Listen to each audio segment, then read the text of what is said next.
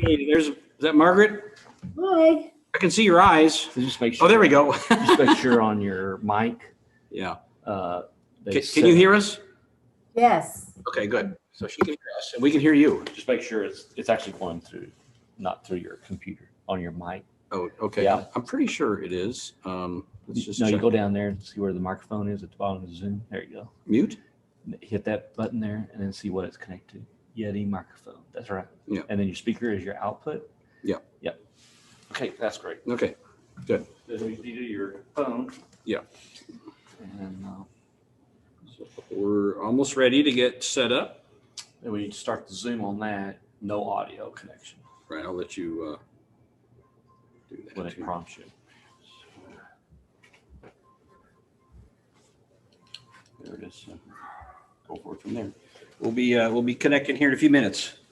Okay.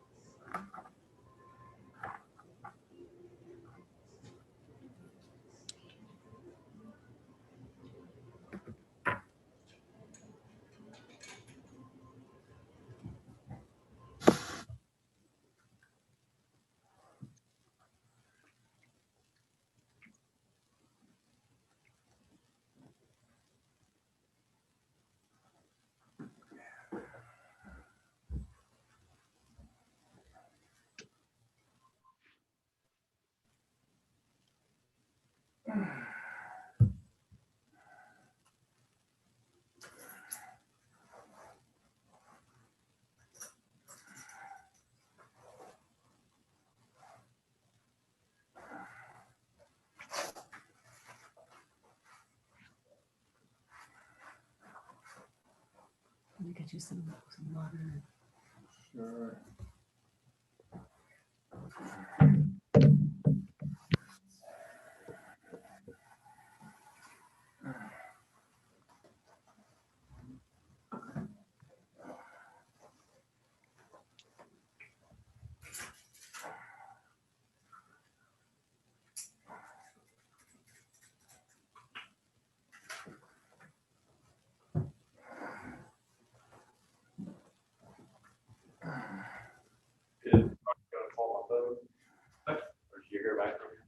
I gave him your number, so I think. Did I give him your number? No, I gave him your number. He's gonna call you. Okay. So, is this your phone? It all rings. Okay. Oh man, tell you. Here we go. Sorry, I felt completely. What you had to do all this. No, that's Sorry. fine. No, that's fine. Really the important You'll thing give me is you're here around give me three. No. The main thing is, I don't know what the main thing is. Just thank you. I thought I left this at home. I didn't. Not that it's that. I car by now, in case a random stranger shows up. Who's not invited. Well, I thought I had somebody coming with me, but you couldn't do it. Somebody that wants to go, maybe. Maybe in the future. If they did Chris. What they have him and at least meet him, because he does a lot of answer questions, stuff like that.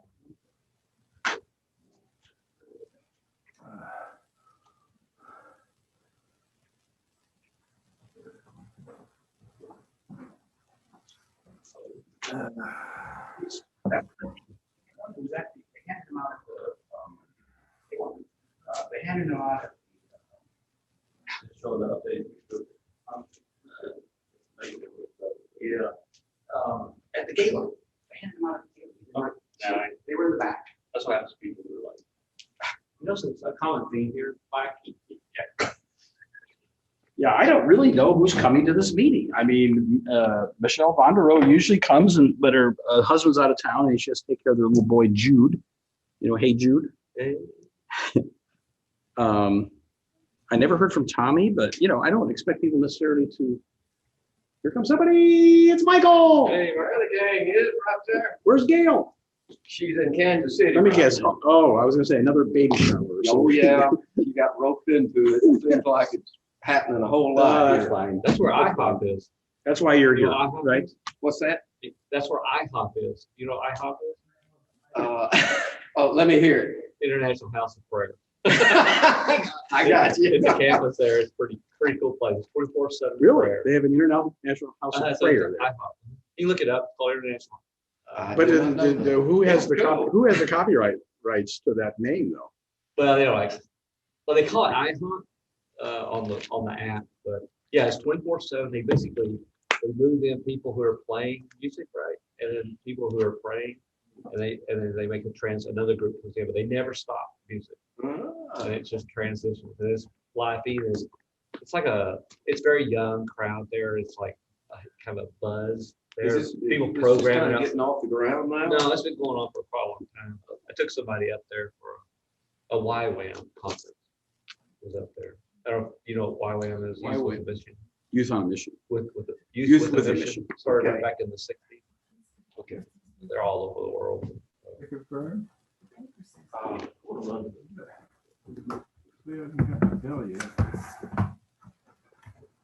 Let's see. Thought you were gonna call her. Better than call. It'll ring if he does. I got the ring. Oh, does it? That picture is from the Whataburger days of Green Guns Point. Which picture? You remember the Green Whataburger over there by? Guns Point? Weren't you in the Greens Point? Yeah, it was. Yeah. For a while. Did you ever go to the Whataburger over there? Yeah, I think so. Yeah. Yeah, a couple That was times. my favorite place to go. Yeah. Is John there with you or?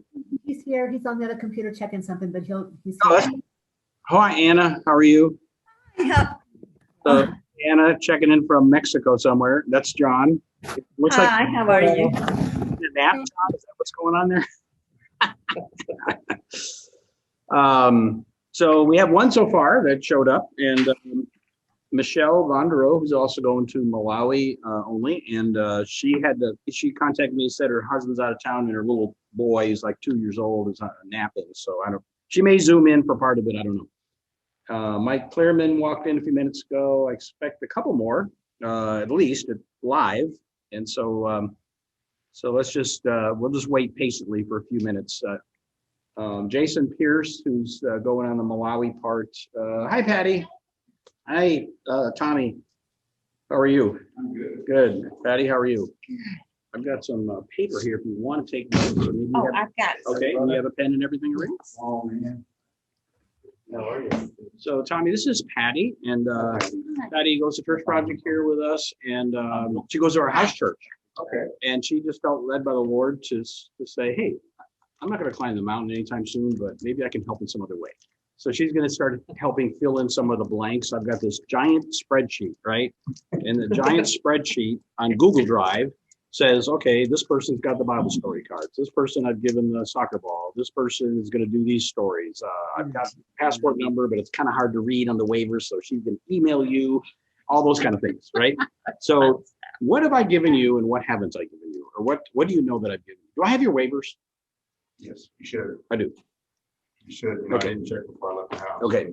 but, There's Paul Donnelly and Meredith Donnelly. Good to see you guys. People are just walking in, so give us a couple more minutes. But You're on a motorcycle. You bring the. you're on your motorcycle? Good. How are you doing? I don't think you got a soccer ball. I don't have a soccer ball. Okay. I have the. Me too. Are you able to hear anything in the motorcycle while you're right Good. I'm glad they're smushy. They're not. Oh, okay. Okay. I have bags. Yeah. We got a touring bike, so you have the storage containers. Yeah. So you can see them, but well, no, and then everybody here can see. Did we put the camera the other way? I think? Yeah, we did, didn't we? What do you mean? The camera? Shooting back at everybody's faces. Oh, that's not a bad idea. Yeah, let's do that. Yeah, because they can see me here, and then see, there's a plug over here, Bill. You can just move all the electrical stuff to the side. Take a picture and send it to my grandson. Yeah. So, I mean, while we're thinking of it here, let me see. I've got the Google Drive open. Let me see what I have on you guys. Where's Safari? I've lost Safari. There it is. Okay. So I just gave Jason Pierce a soccer ball. And so I just entered that in the spreadsheet. Tommy, I don't have your waiver or. No, I'm not gonna sit on top of you. Pardon me? You don't have my waiver? I know. I don't have your waivers. Didn't have my passport. Okay, well, that's okay. You can still send the waivers and we'll just fill them in. Okay, and then I need, have I given you the Bible story cards? Yes.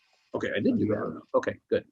Okay, yeah, I do have that. How about Tanner? Does he need a set, or are you guys gonna share, or what are you gonna do?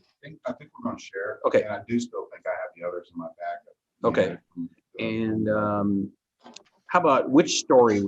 So I'm asking everybody to do the woman at the well, but then on the short story, either the blind beggar or Jesus Comes a Storm. Jesus Comes a Storm. Okay, just gonna type that in here. We'll get a little bit of this out of the way.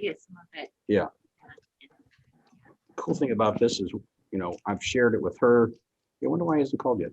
And then how about on the medium one? You want to do the Gerasene demonic or Nicodemus?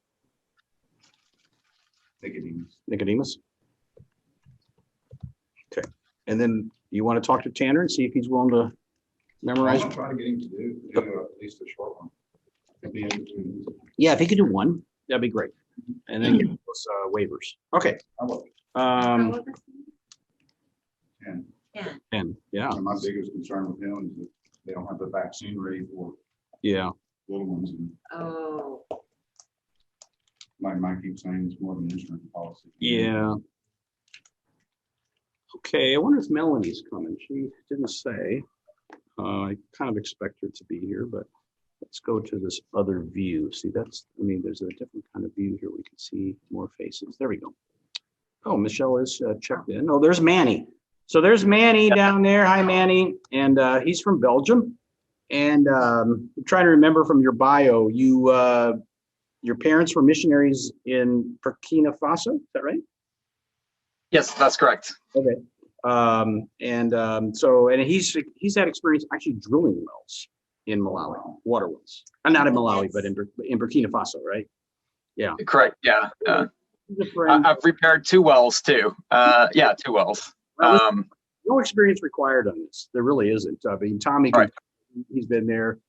Bill's been there. He can tell you also. So no experience required. They'll, if you want to do work, they'll give you a wrench and they'll show you what to do. So kind of that kind of thing. And Anna's been there too. She can attest to the fact that there's no experience required. I see Judy's checked in. Also, I don't see her right now. I think we can go ahead and get started. It's 5 after. I don't know why. Should I try to call him? Why don't you try to call him? But you don't have his number probably, right? Let me see which. Melanie is running a little bit late, but she's definitely going to join. Just so for your information. Right, she's coming here. You say? Yes. Okay, good. All right. Well, we can open with word of prayer here and get started.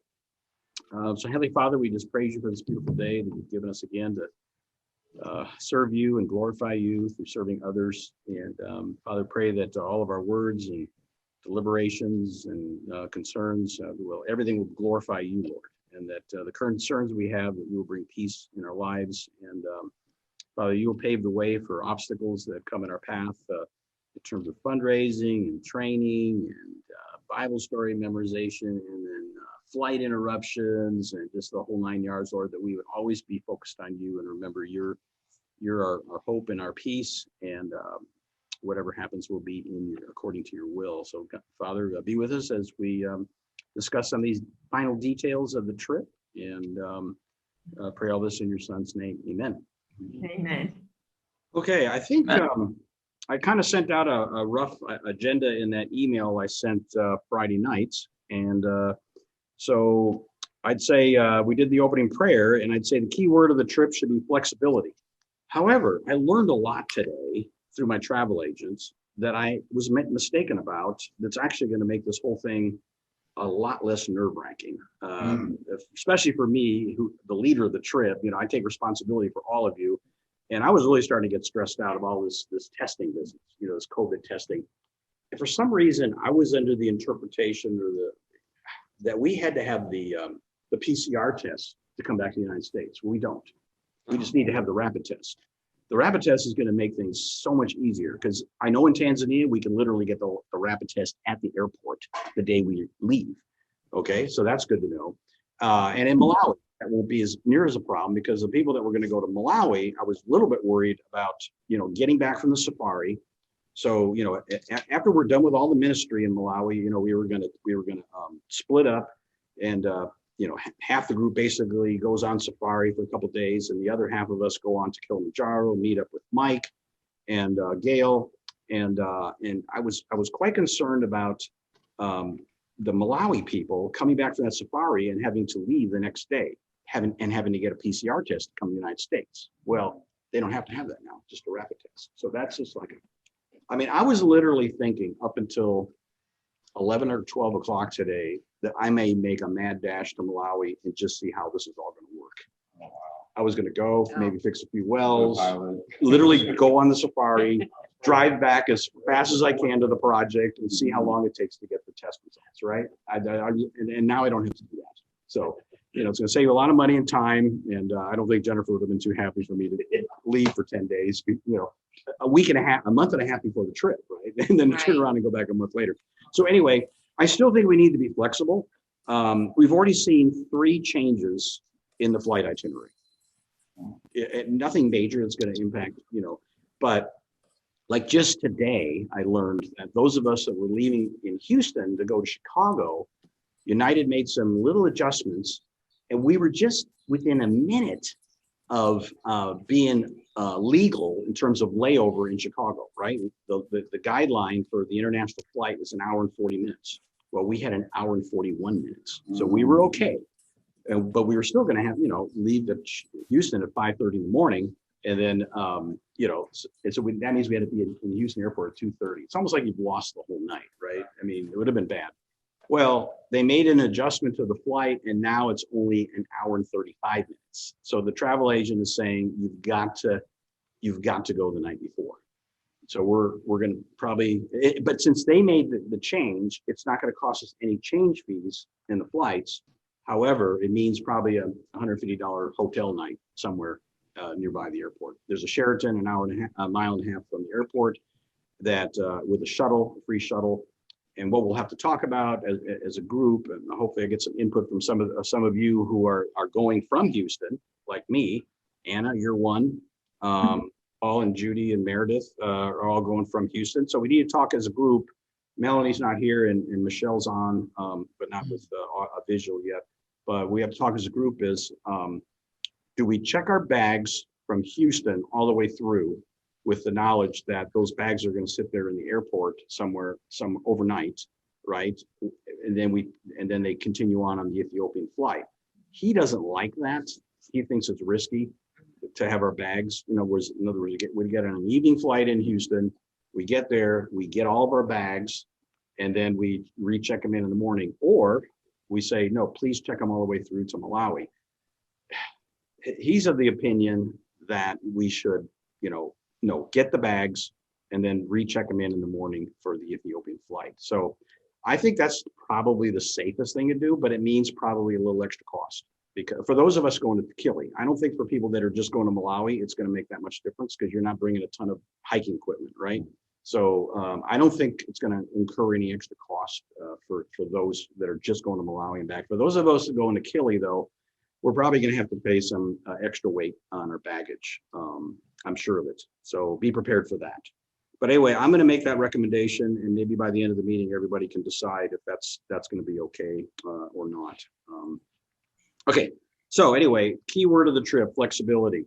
And then this is Patty Liss here to my right, and she goes to this church and our house church, and she felt God's calling to help be kind of an administrative assistant to me, taking all those waivers that you guys have sent me, and I put them all on a Google Drive, and then she's going to go into each of your waivers and start putting all that information into a spreadsheet, And one of the things I'd like you to email both Patty and I, before you forget, make a note of it. You know, do you have a COVID vaccination? We're not requiring it for the trip, but if you have that, I would like to know. You know, if we run into any issues at the airport, you know, you get a false positive or something like that. So what do we do? What do we do? Do we just go ahead and say, here's another $20, do another test, you know, and keep giving them $20 until we get a negative? Or do we just say, hey, look, I've been vaccinated. Here's my proof. You know, I've got a card. So if you have that, I would like to add that to the spreadsheet. I've never, obviously, in past years, ever had to ask that question, but we've never had to deal with this, right? So anyway, so Patty's going to help with that spreadsheet, and you know, when we go on the mountain, they want to know what our passport number is, you know, our birth dates, our vocation, all that stuff that you put into that waiver for me is going to be translated into a nice compact place where I can print it out before the trip, and I have everything in one spot in a notebook. So the final expenses are due. So if any of you have that today, I'd like to have that before we leave this meeting. And those of you who are in Zoom land, if you could send that in to me. I know some of you have, and some of it's on its way. Some of it arrived in the last couple of days. So next item that I was going to talk about was housekeeping, and we've already kind of talked a little bit about that, the flight update. So the flight update is that we probably should leave Houston the night before. And then as far as testing, you know, I'm not nearly as concerned about that now. We still have to have the PCR test to go from Malawi, from the United States to Malawi, and from Malawi to Tanzania. But getting in the United States shouldn't be a big problem, right? I mean, anybody can get a test now, and anybody can get a vaccine for that matter. But going from Malawi to Tanzania, we're probably going to want to go. You know, we're probably going to want to get that. You know, we have to figure out that window, right? You have to have it 72 hours, you know, before you arrive in Tanzania, and it's not a long flight, but we do have an overnight. So we're going to have to figure out maybe 2 days before we leave Malawi to go ahead and have the Child Legacy give us that PCR test. So anyway, waivers, I'd like to, you know, Patty will start sending out emails as she starts filling in this spreadsheet. She'll see what's missing, or maybe something is quite legible. Sometimes people don't print like typewriters. I wish everybody printed like a typewriter, but you know, it doesn't always happen. So she'll be, you know, contacting you. I want to make sure everybody has a soccer ball, everybody has a Bible story card. Some of you have already given me which Bible stories you want to do. Clean water climb patches. Let's see. Do you have? I think everybody here has these already. Okay. But those of you in Zoom land, if you don't have clean water climb patches, I think I sent some to some of you. Just let me know. You know, or Patty may even contact you if the little cell has nothing in it, then she'll contact you and say, hey, would you like a Child Legacy? So there's a Child Legacy patch, and then there's a Clean Water Climb patch. So even if you're just going to Malawi, you're fundraising for the Clean Water Climb, right? So you should have those, and you can sew those on your hat or your backpack. Let's see, what else do I have here under housekeeping? That's pretty much it. But now I want to go over this document. Oh, in case you, Mel, you might not have heard this. It doesn't affect you at all. We don't have to have a PCR test to come back to the United States. We just need a rapid test. I was under the impression that changes everything. It changes a ton. For the people going back from Malawi to the US, hey, no big deal. For the people going from Tanzania back to the US, no big deal. We can literally get a rapid test at the Kilimanjaro airport. Yeah. Okay. Now you're coming from Mississippi. But I mean, you're not coming from here though. You're coming from Mississippi, right? Or something? Yes, that's right. Yeah. So you're gonna meet us in Chicago the night before. But I'm going. Oh no, you're all going. the way back. I'm going with you guys to Dulles. Okay. And then I'll just fly to Atlanta instead of to you guys when you guys fly to Houston. Okay. So you're okay? Everything's okay now for you on the flights? Well, yeah, I'll just go cancel one of them. Okay. after Okay. this meeting. Okay. Because there's that one seat left. Yeah. with the house. I'm like, So I'm gonna go over this document now. so you keep it on the second, or you're Yeah, going yeah. to let me No, I'm reading. know? Okay. When did you find that out? About noon. Okay, I have it. I grabbed it. Yeah, no. But right now, Malawi and Tanzania are not doing rapid. They won't. Okay. Just making sure. We still have to have the PCR to go to those two places. Okay. Hopefully they'll relax that, Yeah. Everything's just like a state of flux. So, and then today we find out that United changed their schedule to Chicago. And so now the layover time is too small to be legal. So we're all gonna have to fly up the night before from Houston to Chicago and stay overnight there. Because now it's only an hour and 35 minutes and they say hour and 40. So if something happens to our I bags, think you need to look at that. I'm flying through Dulles and it's like direct shot. well, he's already bought our tickets. So, But there's no change fees right now. well, with the Ethiopian there is. Yeah. No, anyway, so we could talk some more about it. So I want to go over this document now. Hopefully all of you have access to email. And I don't know why Roger hasn't called in. He was going to call in. Now maybe he's in such a spot now he can't even call. He was not going to have access to Wi-Fi. So it's called last minute reminders. It does say work in progress. This has changed a lot since last year or two years ago, 2019, because we used to go to Malawi first. We didn't have COVID testing, blah, blah, blah. I mean, so this, I may have a couple typos in here, grammar things that I still haven't found yet, but I've gone over it 3 or 4 times, and I think it's pretty much it. And there's a little bit of redundancy in here. My apologies. Sometimes I'll say things in 2 different places in the documents, and forgive me in advance for that. So I'm just gonna read through it, and then when I finish a paragraph, just say, hey, I have a question about that, and let's just go ahead and Patty's maybe going to take some notes for me if people have questions that I can't answer. And also, while I'm thinking about it, we have the Facebook group now for all the people. So if you think of a question that hey, somebody else will probably have the same question I do, just put it out there. That's probably easier than email. And if it's a personal type question, they think it only applies to you. Yeah, you can email me or text me or something like that. But general kind of questions that might be beneficial for the rest of the group to hear. Go ahead and use that group. Okay, so I've discussed a lot of this stuff, but there's a lot more that I've added to it. We've sent emails, we've had meetings, we've had attachments, off and on for the last few months now. But it's good to go over these key things and any last minute questions you may have. And I will have one more document that I'll literally give to you the day we leave the States. Now, for those that are not flying from the States or at least from the same airport, I'll just make sure I email it to you ahead of time. And it's more of the details document is like, it's like you take the itinerary, the daily itinerary that we have, and I just blow up every day to what I think, what I expect, and what we plan to have happen. But Hakuna Matata, right? No worries if plans change. They're going to change. I guarantee there's going to be changes on this trip. I tell you, when it comes to flights, that's always the hardest thing about this trip. And it's always the most nerve-wracking. But I think we're starting to finally funnel in and zero in on the final that's actually better than what I really didn't want to be a Houston Intercontinental at 2:30 in the morning, frankly. That would have been like, okay, I lost another night, and I had 2 nights and I'm lost. So that part's good. Anyway, let's talk about this. Approximately 1 week before the flight, some kind of general items that you should be doing. Make sure, call all your banks. If you're bringing a credit card or an ATM, make sure you give them your itinerary. Now, it used to be with Chase, that's who I use. They wanted to know, okay, what days am I going to be in what countries? Now they just want to know start of trip, end of trip. They don't even ask you the countries anymore. I don't know about your credit card, but mine is really easy.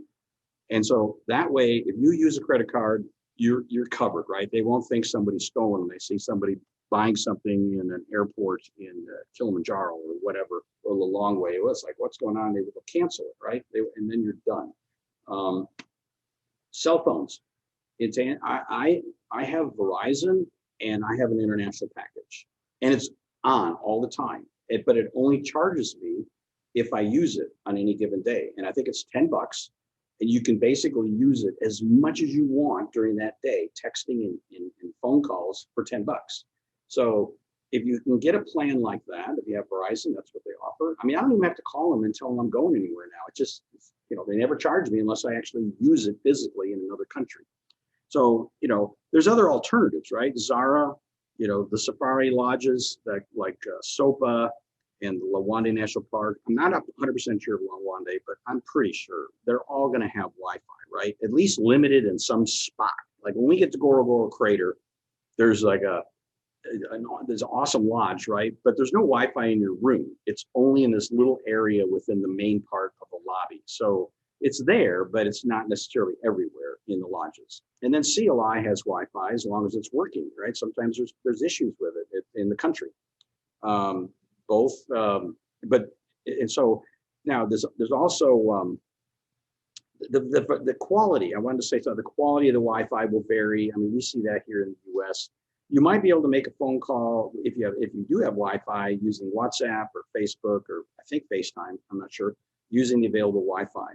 Now, there can be, brownouts in these countries, which means nothing will work, right? Your lights in your Safari Lodge won't work, or the hotel at Springlands Hotel in Moshi. So that means Wi-Fi is not working here. So they do have these rolling brownouts, and there's nothing you can do about it. Now, the only place that doesn't happen is Child Legacy, right? Everything's based on solar and wind. If you're on the hike, you're not going to be calling anybody. Smile. Let's start taking your Malarone or whatever malaria medicine. That's what the recommendation for Malarone, which I've been taking every year since 2007, is 48 hours before you touch down in Africa, and for and each day while you're there, and then 7 consecutive days after returning to the United States. At the very end, I put a Malarone schedule down. If you want to take Malarone at dinner time in Africa, which is basically lunchtime here, right? So I recommend you start taking your Malarone. If you want to take it at dinner in Africa, which is with food, I recommend that. Start taking your Malarone around 11 a.m. on July 10th. And that's 55 hours ahead of arrival. And that's the same as 6 p.m. over there. Okay, so, take a look at that. Adapters. So I know we've talked about this before, but I think at the meeting when I was talking about equipment and getting ready for Africa, I didn't have this with me at the meeting. So this is called a Zopen. I think it was like 10 or 15 bucks. And it's got these little tabs on the side. It says USA, UK, Europe, and I think it's the UK one is going to work in Tanzania and Malawi. So you just slide this thing out. There's a little button here so you can slide it back in. You put a button on the side and it allows you to slide it out. And then you plug that in and then you put your US prongs on this side. And it also has 4 places for USB right here. Okay, so this is great, this thing, and it's so cheap. Highly recommend bringing it. You won't need it at Child Legacy progress site, project site, but you'll need it everywhere else on the trip, right? So have that. Otherwise, when your phone goes dead, you're going to be toast, or you're going to be begging somebody, or maybe somebody will be a loan shark and let you use theirs for a certain amount of money. I don't know. Cash. Make sure all the extra cash you want to bring for souvenirs, extra things that you want to buy, equipment rental, whatever. Make sure it's all 2003 or newer. There's a whole lot of counterfeiting that's been going on over there in that part of Africa. And I've had them say, well, it's 2000, we can't take this. It might be counterfeit. So, make sure all your cash is 2003 or newer. I used to say $500, but now we're doing testing, and what happens if you test and it's positive, but you're not sick, right? You turn around and you're just going to go pay for another test, right? I don't know what so I would just bring if you can afford it, bring $1,000, especially for the Tanzania people that are doing that whole thing. I think maybe if you're just going to Malawi, it's not quite as critical. And I wouldn't have anything bigger than 100, and certainly all the way down to a dollar size. It should be enough to cover a variety of miscellaneous expenses. Like on the hike, if you want an extra duffel, I always end up bringing more stuff with my camera gear and everything that ends up always being over 35 pounds. So, and they have a porter society that protects the porters from, abuse of carrying too much stuff, right? So then that's all good. That's the way it should be. It's justice, right? So, but if you want to, bring extra clothes or whatever it is, it's going to put you significantly over that. Like if it's a couple pounds, it's no big deal. But if it's significantly over, add $100, and that's for the whole hike, right? And then if you want single occupancy tent, that means they're going to have to bring an extra tent, right? And so add $50. And but all major tips, visas, extra meals that we're having, not alcoholic beverages and sodas, stuff like that, but the meals themselves, that's already included in your expenses that we've been collecting from you. I would bring $20 worth of $1 bills on the hike. And so that when you're done at Mweka Gate, you may want to go, I want a soft drink. I want a Kilimanjaro beer.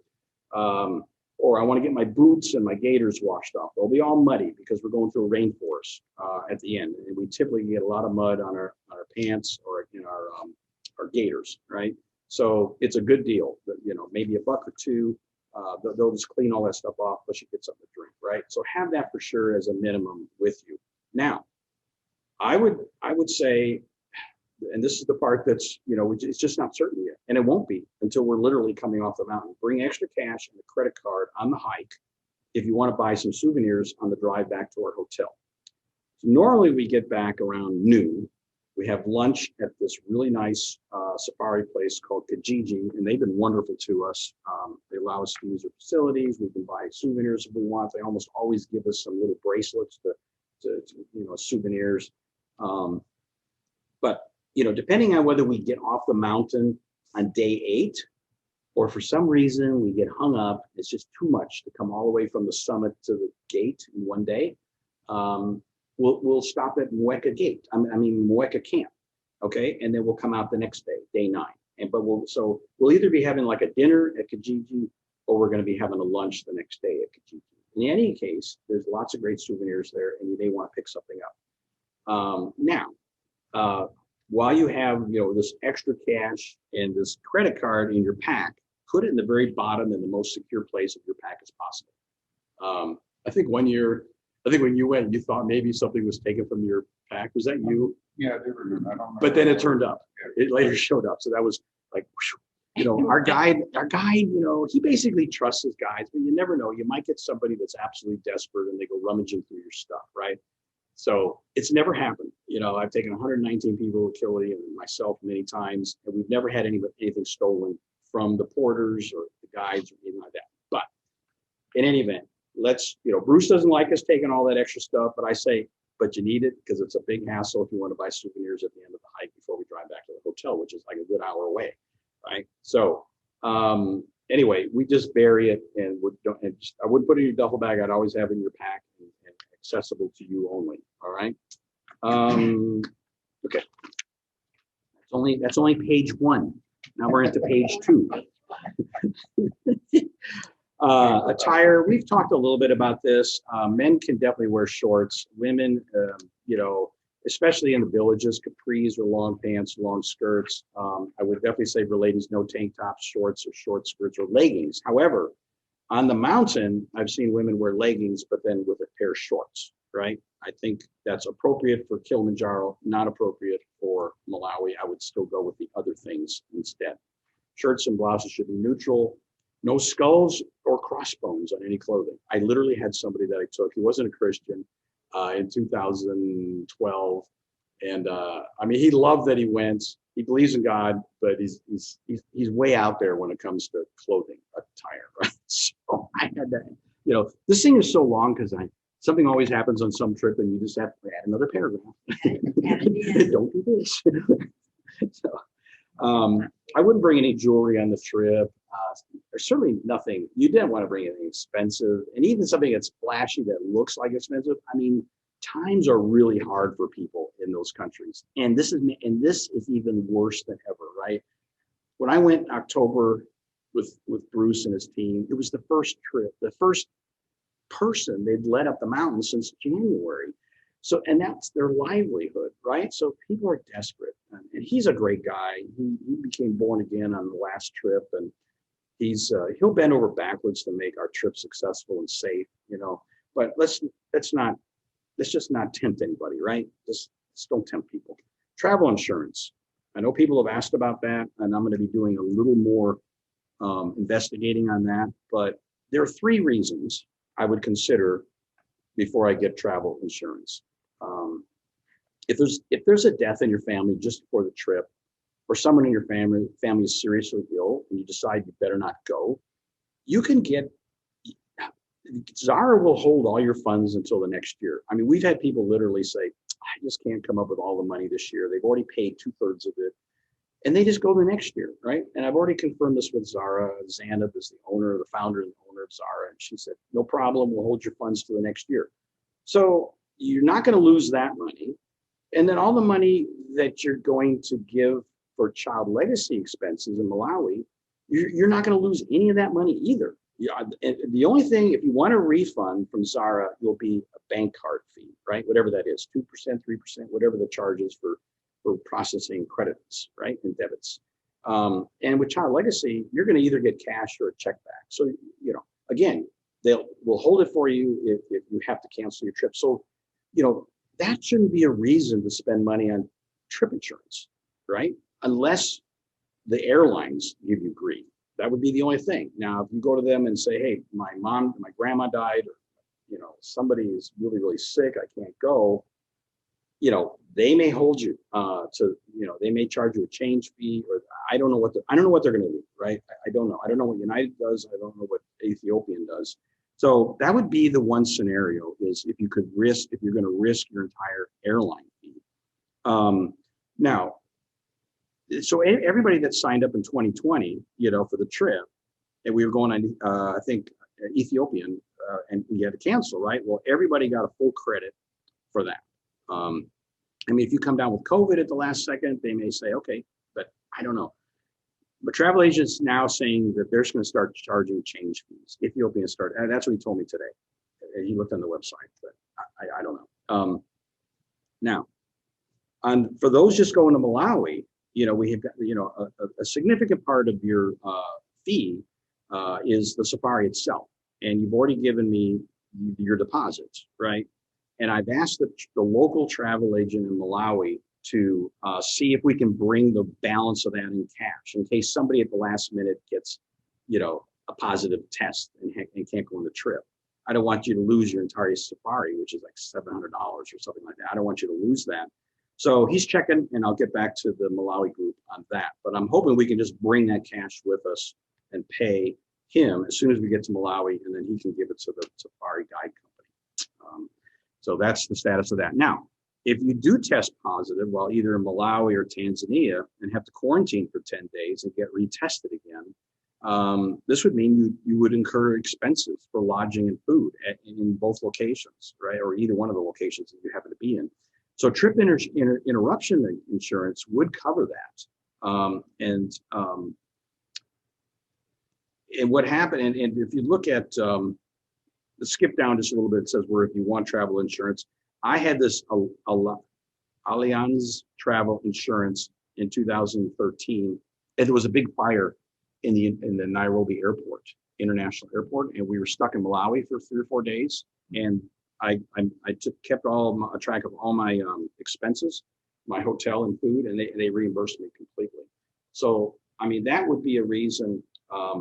Now, this trip interruption insurance would cover the fact that you're stuck in Malawi or you're stuck in Zara.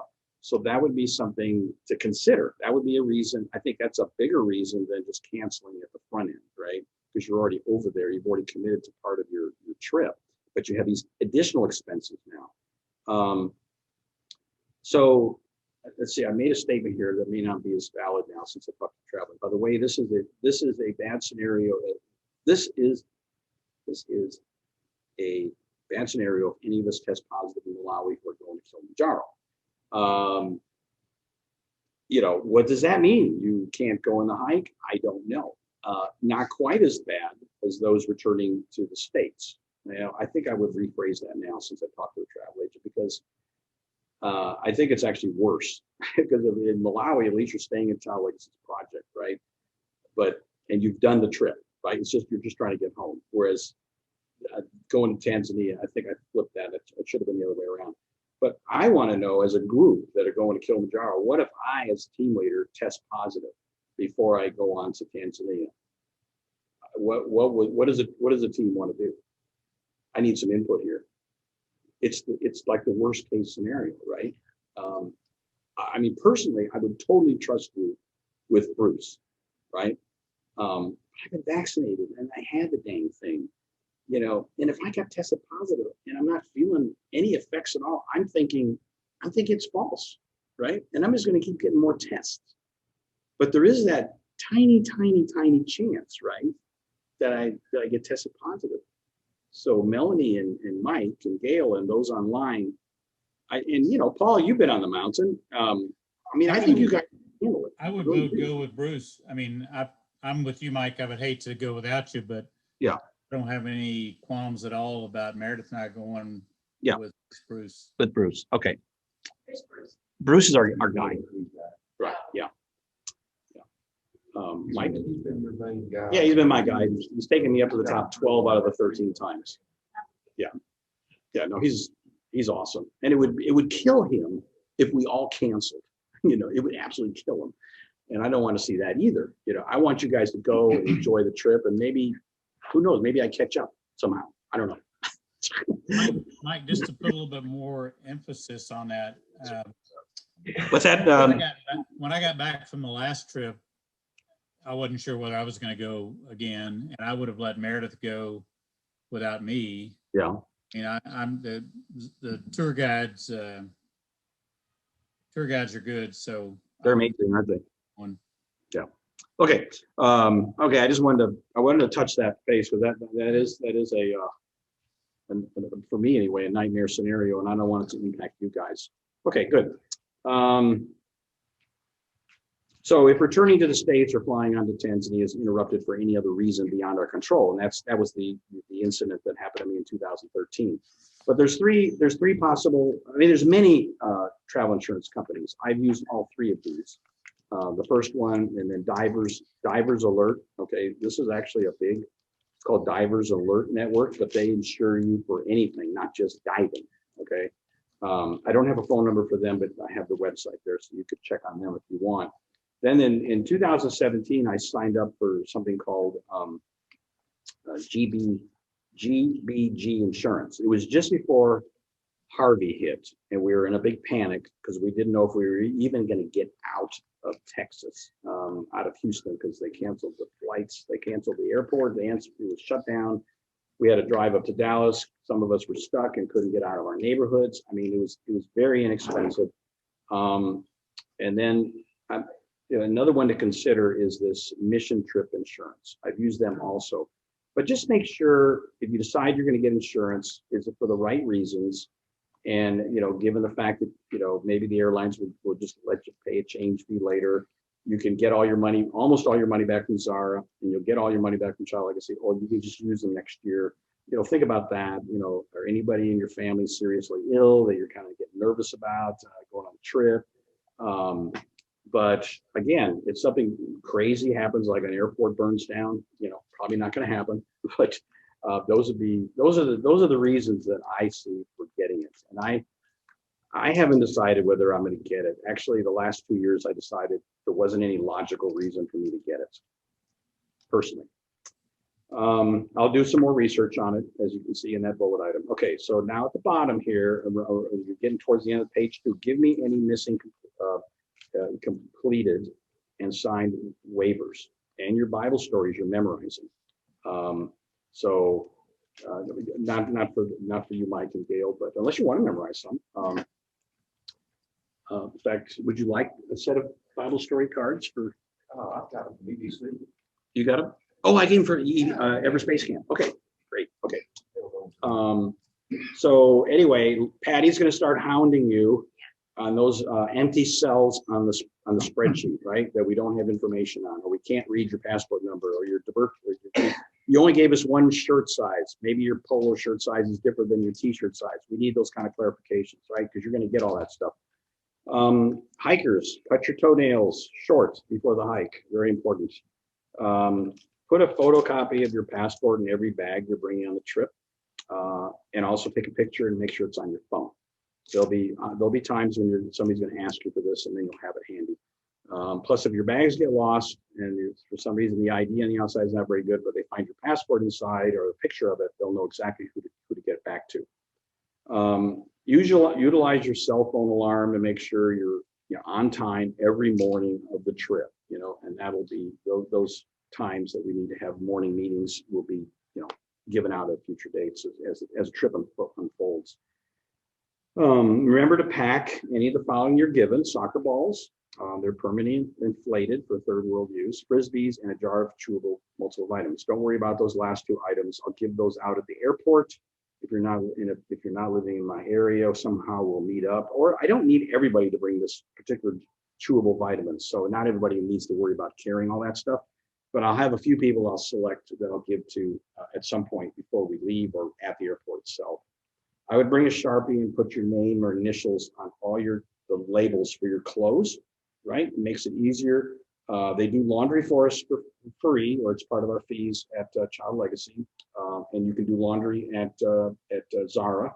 And it's great. It's much better if you have some ID on everything. So, in case something gets lost, they can find it for you easier.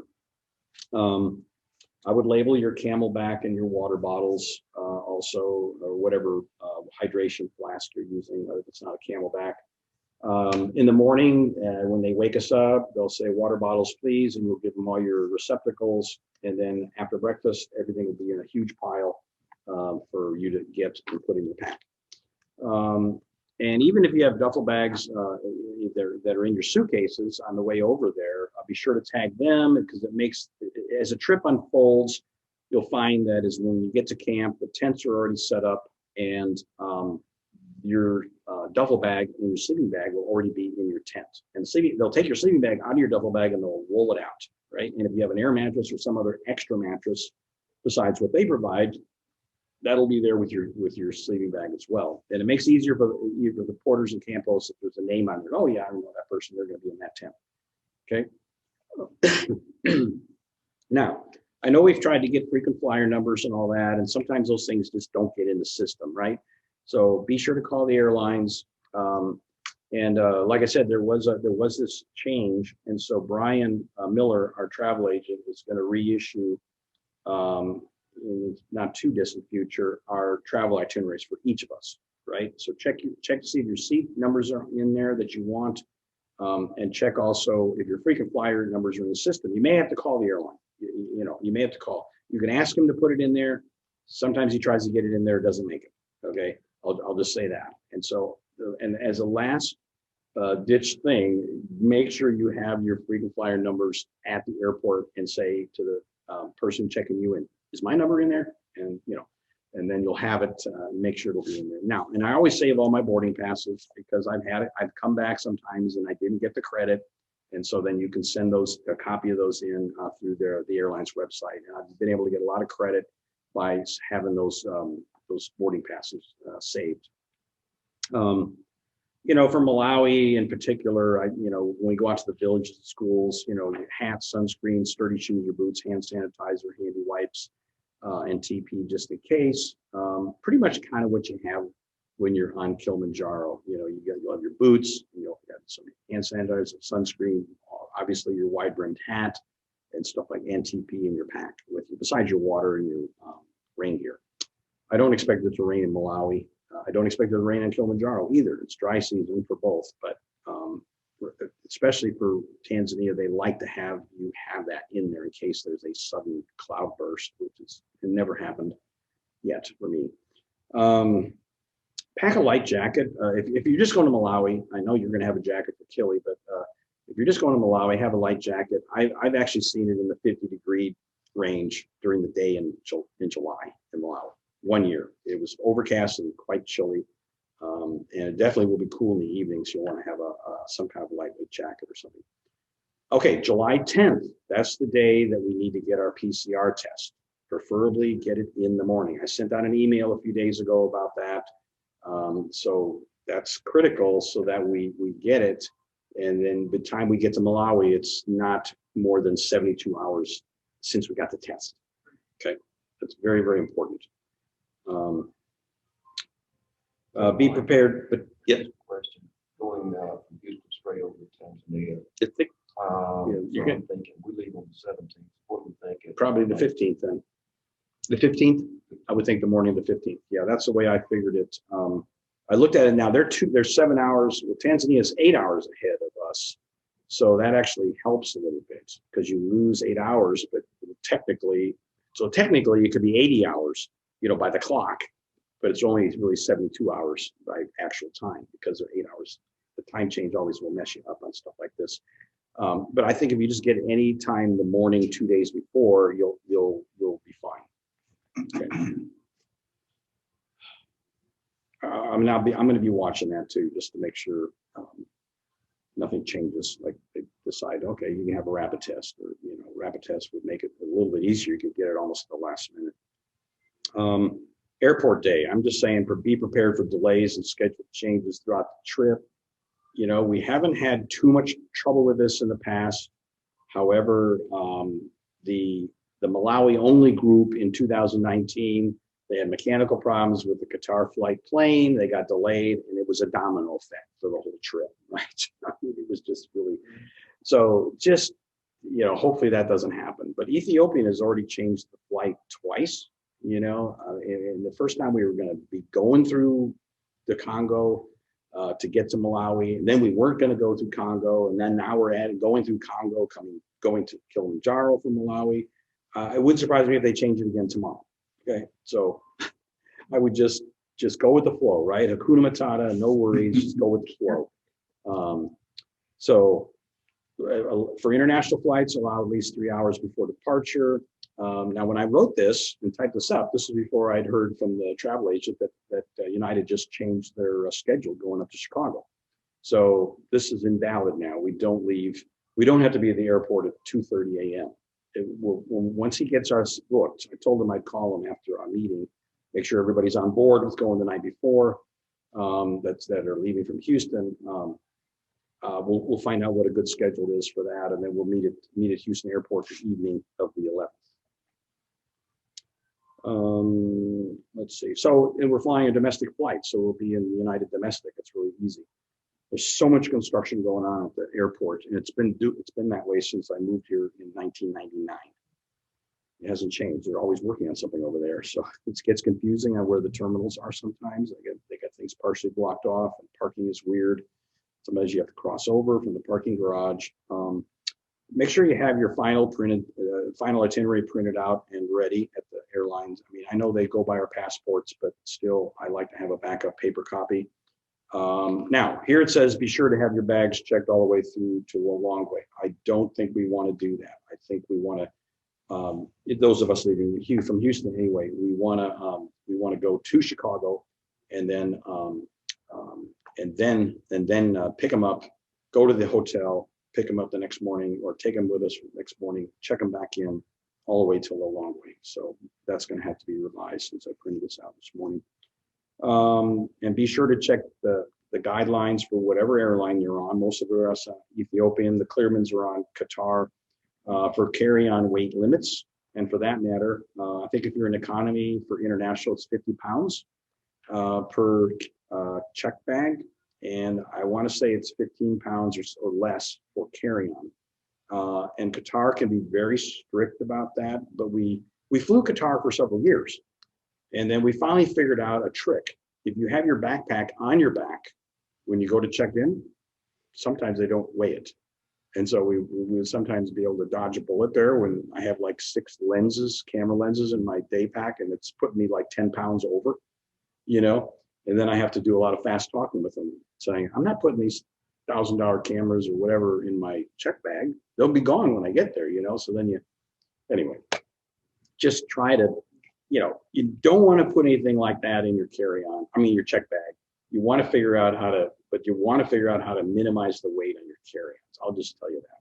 Now, when I went last year by myself on KLM, and there was like 8 people in the entire lounge getting on that plane, they didn't care one bit how much carry-on I had. They were just glad I was on their plane.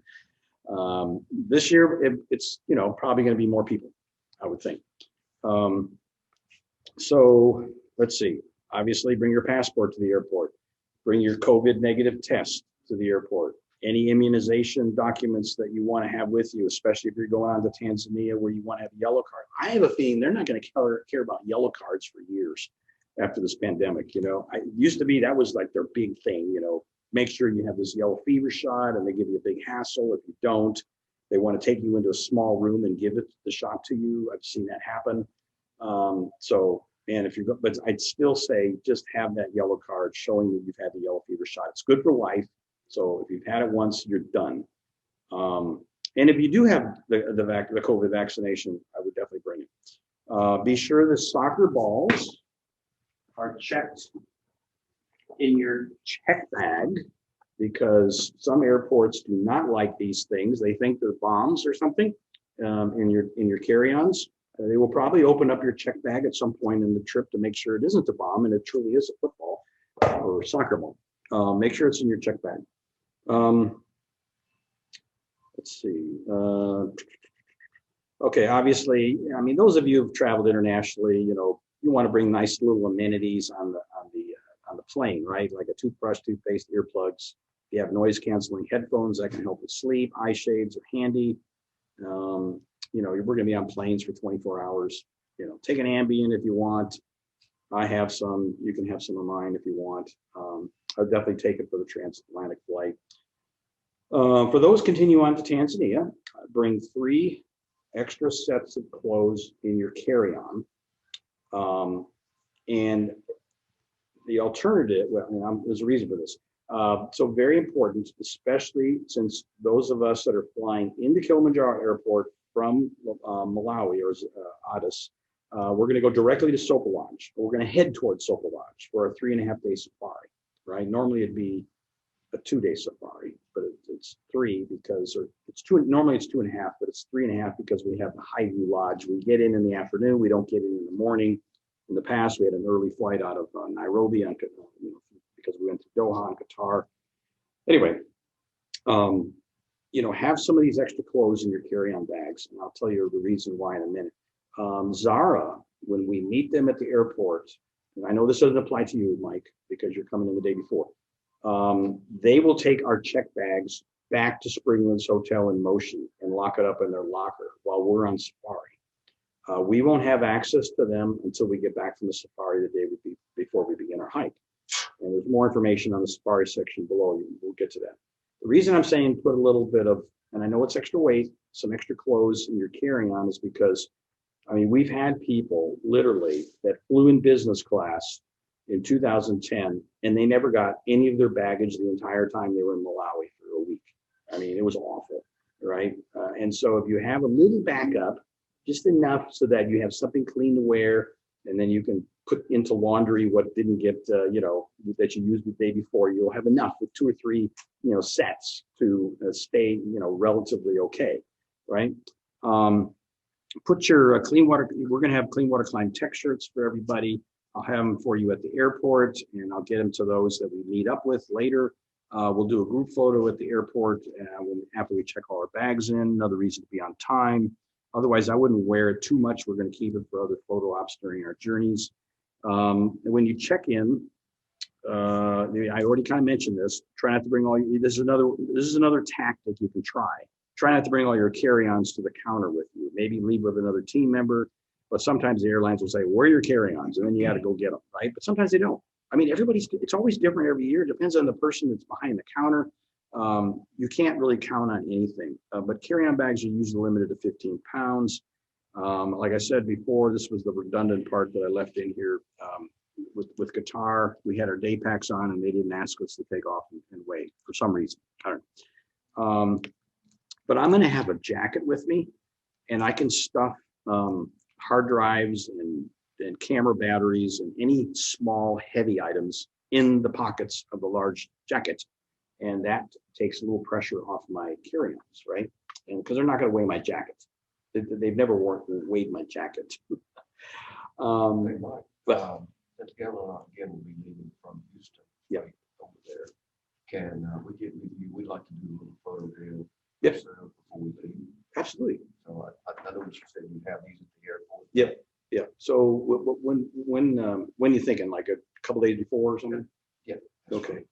You think you can make a drive over here or something? We'll make a point. Oh, make it. Okay, great. Yeah, let's do that. I want to get you in the photos.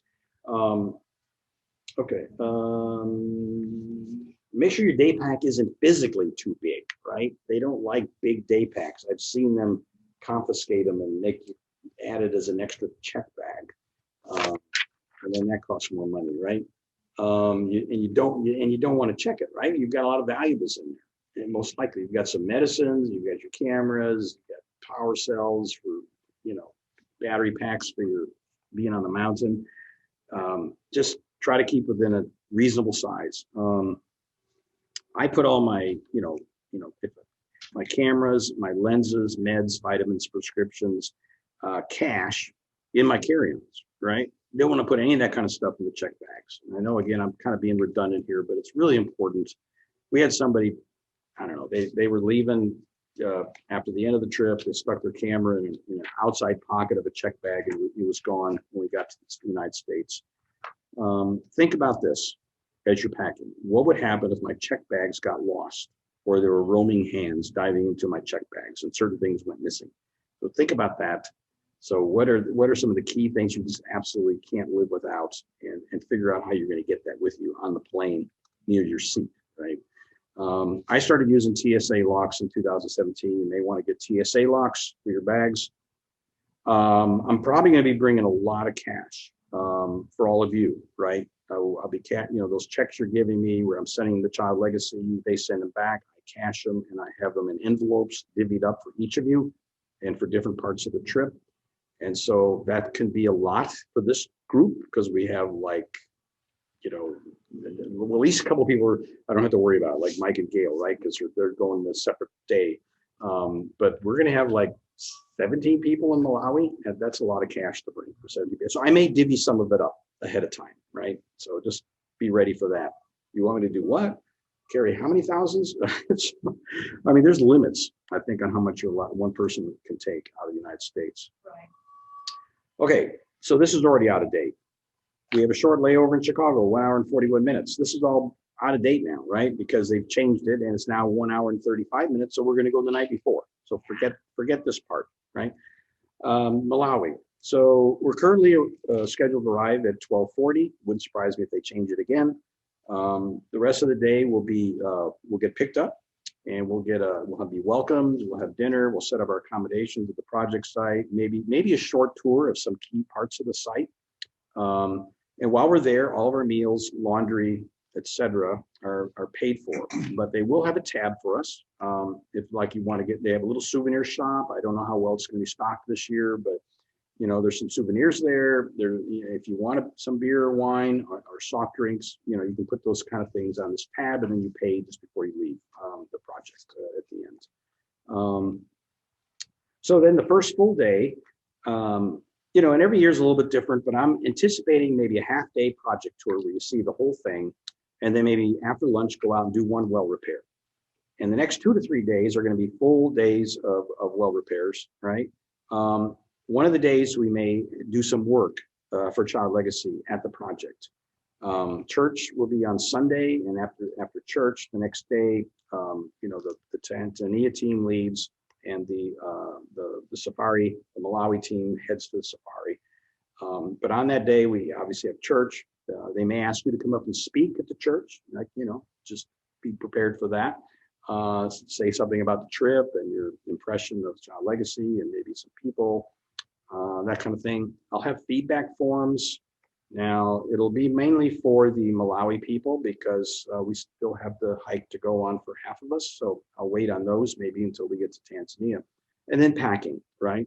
So we have a very large group like we had in 2017 of September. So I may split the water well visits into 2 groups, where one day, half the group goes to the well, and the other group does work at the project.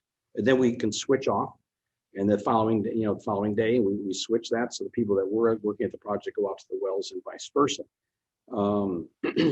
So bring have your Clean Water Climb tech shirts with you for the well repairs and the banner. We'll have a banner, and we'll try to get a group picture with some of the villagers around the water well. We try to do that at every well repair. And then we'll also be bringing the soccer balls, frisbees, vitamins, and Bibles. These will be Chewa Bibles that I'll probably buy some of those before the trip. Have Child Legacy get them for us in Malawi. And we'll be giving all that out at the end of the well repair. And we'll want to hide all that stuff so that the kids don't see them, especially those soccer balls. They'll go crazy if they see those soccer balls. They won't focus on anything. They won't hear a word we say during the Bible stories if they know they're going to get a soccer ball. And Mike, I have a question. Yes. Do we need to bring some kind of gloves when we're working on projects or on the wells? You know, Bill? Yeah, that's probably not a bad idea. And, you know, I've never mentioned that before. I've never used gloves. Of course, I'm usually out there taking pictures of everybody or sharing Bible stories. So, yeah, I think that's a really good question, Judy. And that probably is a good recommendation to add that. And put that on your notes, Patty. Add gloves to well repairs. Yeah, just make a note of that, and we'll add that to the document. Let's see here. Thanks, Judy. So, okay, I was going to talk about the water. So the water is well water at the project site. It is safe to drink. You know, it's been tested. It doesn't have any contaminants in it or anything like that. But I don't know if you're aware of this, but sometimes just a little bit of different mineral content in water in one part of the world from where we're used to can sometimes interfere with our digestion, and it will have a reaction to it, right? Not because we've picked up a bug or anything. So if you think you're sensitive because maybe there's a different mineral, there is going to be a different mineral content. I know there's more iron in their water over there than we have here in most places that I've been. You may want to consider just getting soft drinks there. They'll have some soft drinks or bottled water. I mean, it'll add to your tab, but it's not that much money, right? So anyway, just keep that in mind. I think I already mentioned laundry, meals, airport pickup, drop off, housekeeping. You know, your beds will be made up every day, and they'll pick up your laundry. You'll put the laundry at the foot of your bed, and they'll in the morning when you leave for breakfast, and then when you come back that night, if it's not there then, it will be there the next morning. So it's usually a 24-hour turnaround on that. And the drives to the village, that's all included in your expenses. And I would say, you know, the high point for everyone, the most dramatic thing for everyone is being out there in those villages and schools and sharing the gospel and seeing the reaction of the people. So I can't encourage you enough to participate in as many aspects of the village visit as possible. Spend a little time repairing a well, you know, get some pictures with the village. We're going to, you know, like I said, we'll have a group picture at the end, maybe get some other pictures, informal pictures of some of your teammates with the villagers. You know, everyone's going to share one or two Bible stories. We'll have a translator with us. His name is Sho. That's an abbreviation. He's one of Child Legacy's full-time 4-man well-repaired team members. So there's Sho, Mwanza, Roderick, and Chafundo. Those are the 4 guys that will be going out to the wells with, and they literally have been repairing wells all over the country, teaching hygiene and sharing Jesus at 4,600 locations since 2008. It's just unbelievable. So while part of the group is working on fixing the wells, another part of the group will be doing the Bible storing at the first well, say. They'll be simultaneous, right? And then I hope a few people, if we have a couple extras, will be taking pictures and videos of everything, right? And then after that's finished, at the well, we give out the multiple vitamins to the kids. And then we give out the soccer balls and 2 Frisbees to the village team. And then we give out 3 Chichewa Bibles. One's for him and his family, one's for the village men, and one's for the village women. And we encourage them to follow up on the stories that we shared and have little Bible studies amongst themselves, right? So, and like I said before, it's important that stuff stays well hidden in the vehicles before the time is right to get them out. And we, of course, do this through all the chief's permission, and of course, they never say no. While you're there, you'll notice the kids love to mimic anything you do. I mean, they'll run around the village. If you run around the village, they'll run with you. They do all kinds of crazy jumping, clapping, hand motions, face gesturing. They will mimic you. So if you want them to make a face, you make a face at them and they'll just go right back at you. In 2014, somebody said, let's teach them limbo. And so there was some leftover, PVC pipe, and we had one person at one end, one at the other, and then somebody demonstrated limbo, and they just love that. They absolutely love that. So look for some leftover pieces of PVC pipe at the end, and that's when everybody just starts going crazy. Any kind of hand motions, actions, games you can think of, they will join in and they'll copy you. They love visitors. They absolutely love visitors. So again, take lots of photos of the villagers, take lots of photos of your fellow teammates. The unposed shots of your teammates are often the best ones. take videos as well, please take them in horizontal format, right? Not vertical. Horizontal is the best for making some follow-up videos of we'll do promo videos, we'll do team videos, you know, kind of longer videos, and you can have like a souvenir of the trip. And the person that does it for me doesn't like the verticals, they need to be the horizontal format. So not that you can't take verticals, but those won't be able to be put into the final product, right? And then if you think about it, horizontal mode is better. Also, we'll do a slideshow to music with all the better pics of the trip, right? So Child Legacy is a solar powered church. Woods Edge Church paid for the solar power quite a few years ago, actually. And so we'll have church with them before we depart for either Lilongwe National Park or Kilimanjaro.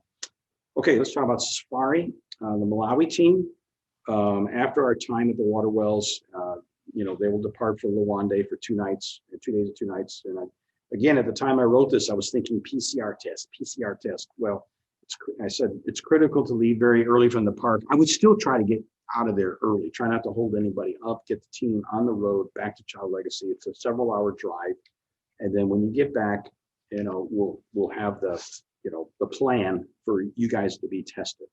Jeff will either take you into Lilongwe, the capital, to have you tested, or you'll have somebody come to the project site to have you tested. And the fact that we have a rapid test we're dealing with now is just so much better. It's taken so much stress off me. Like I said before, I was literally thinking about taking a trip to Malawi myself in the next week or two to make sure this was all going to go smooth, because I don't want any bad hangups when it comes to the testing. But now that it's a rapid test, it's taken a huge burden off my back.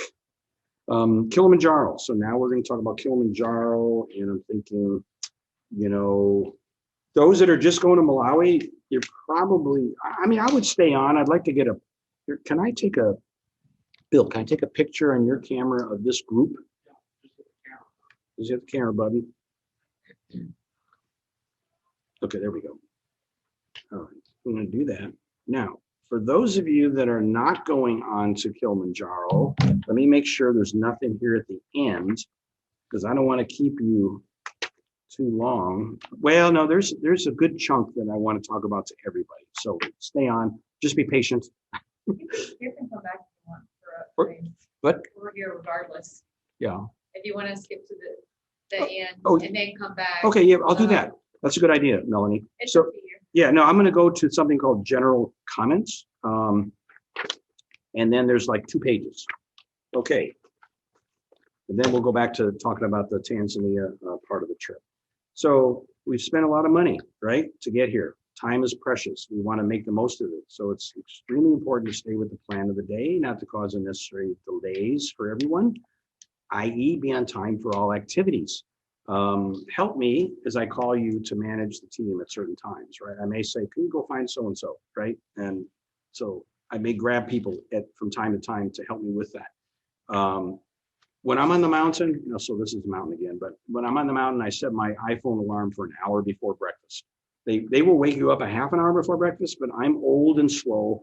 And so I want to be woken. I wake myself up an hour before. So I don't want to hold the team up any chance. So I give myself an hour, and that's a relaxed pace for me to get ready. So it's up to you guys. You know, if you feel like you're discombobulated and disorganized, you may want to set your alarm for an hour before breakfast. And breakfast is usually at 7:30. Okay, so now I would encourage everyone, remember, right? What is one of Jesus' key commandments, right? Besides loving God with all our heart, soul, and mind, is to love our neighbor as ourselves. And so who is our neighbor, right? I mean, Jesus talked about that with the Good Samaritan, right? The Good Samaritan didn't know who that guy was, but he became his neighbor, right? And he helped him. So everyone that's part of the team is our neighbor. Our host, Child Legacy, and our adventures are our neighbor. Everyone we encounter in these countries, we must show respect at all times to their culture, guidelines, and recommendation. So we've not come to change anyone's culture, but to be the hands and feet of Jesus, right? To love them as we would love ourselves. God tells us to love ourselves. So we need to serve them like Christ has served us in any way we see we can. And if a culture needs changing, and you'll see things in these cultures that you just don't agree with, but it's the Holy Spirit who does that. right? He does the convicting. He's going to do the changing. And that's why we share the Bible, because they will hopefully be touched by the Holy Spirit as we share these Bible stories. We're just going to be the messengers of God's word, right? Always be on time for team meetings, breakfast, lunch, and dinners, stuff like that. We usually have team meetings almost every day at breakfast and dinner. You know, there's going to be something that's changed the next day or during that day. So we'll get updates at breakfast and dinner. I guarantee it's going to happen. Nothing, you know, life-changing or anything like that, but it's good to keep up to date and on top of everything at the same time.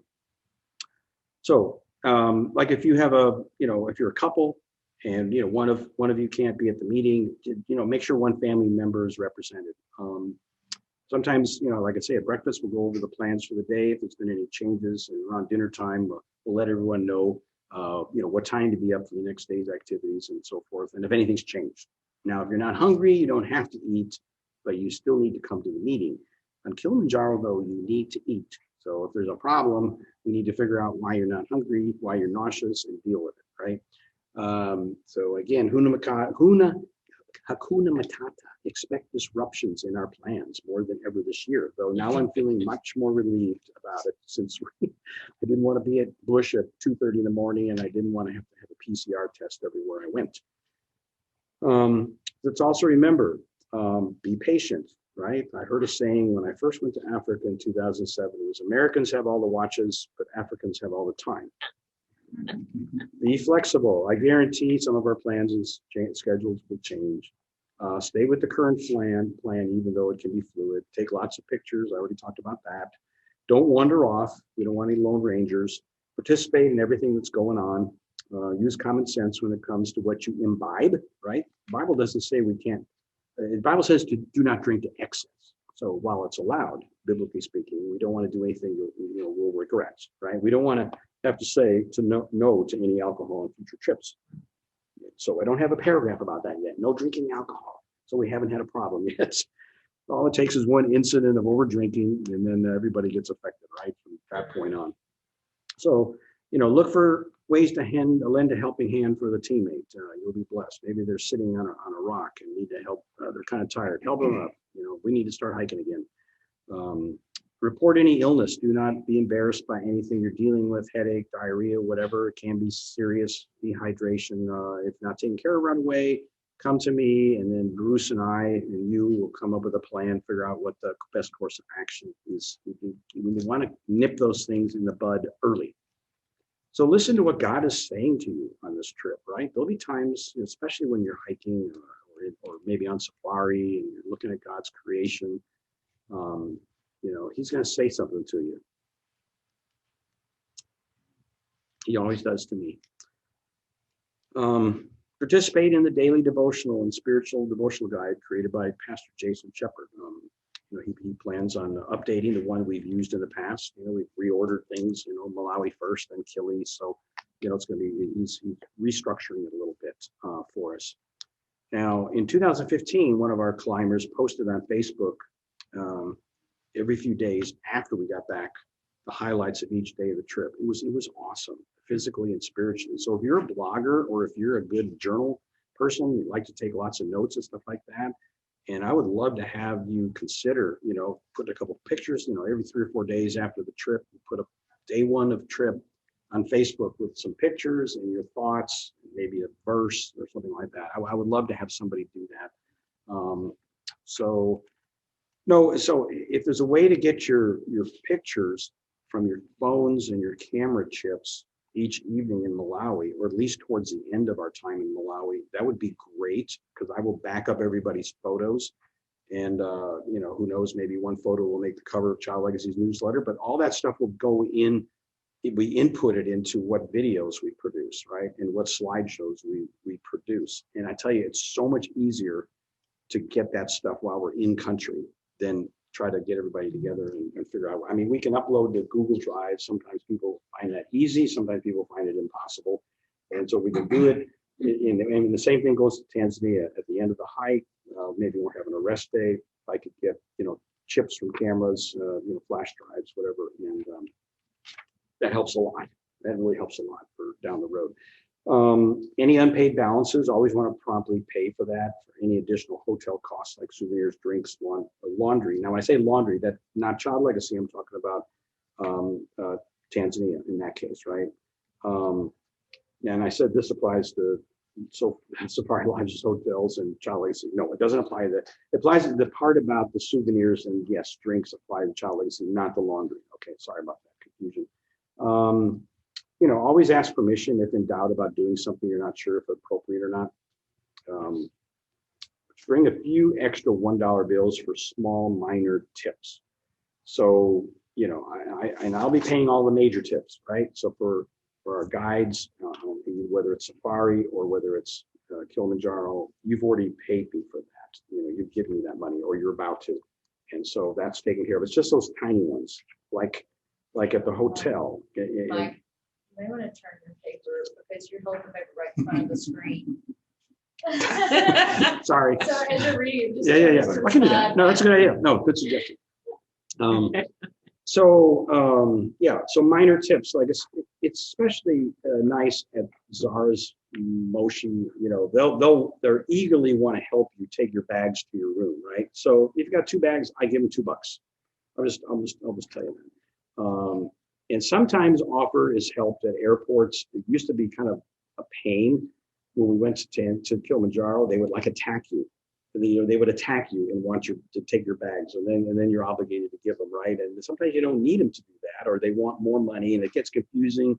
Like, wait a second, who took that person? You know, it got really confusing. But they kind of put a clamp on that the last couple of times. I haven't been seeing that as much, but just be aware that we could get attacked for like wanting to help us, you know, at that location.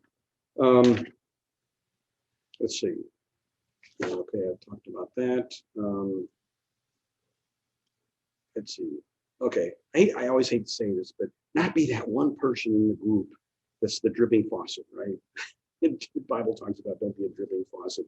You know, it's talking, complaining, more of a complaining kind of talk all the time. And we've had that happen a couple times, and it puts a damper on everybody. And I don't see that in this group at all. I think you guys are awesome. But just keep that in mind, you know, are my thoughts and are my, you know, speech and stuff, is it going to be uplifting to people or not? You know, so if there's a complaint, just come to me, you know, just come to me and then we'll get it resolved. I think I kind of talked about this over the past, but again, this is kind of, some of this is a summary from previous meetings, some of it's new.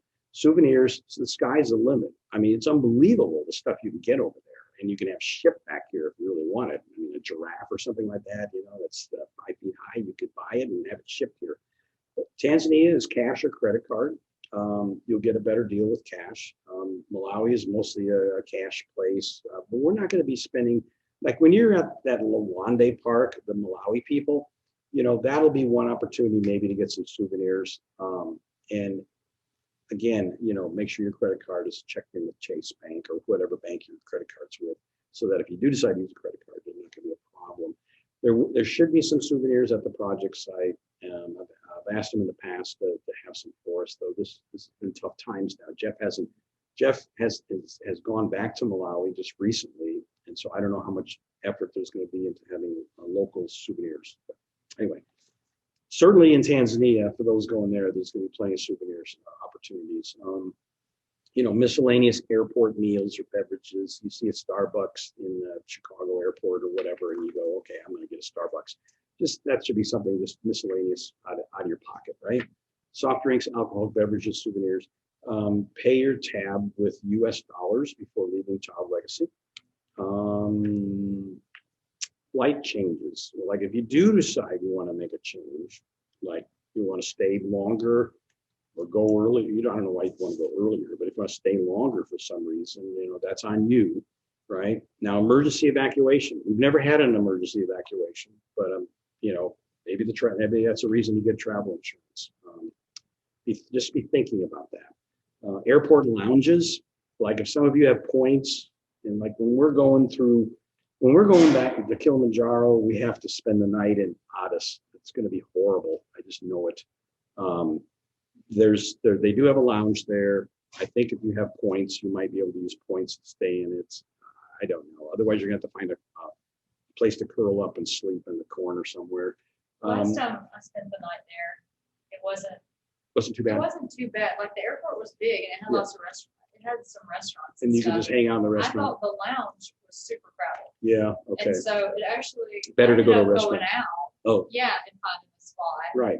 versus staying in the lounge. Yeah, So I guess okay. it just depends. That's good to know. Okay. Um, Yeah, Melanie said the restaurants are a better place to hang out overnight than the lounge. So hiking gear, purchases and rentals, obviously.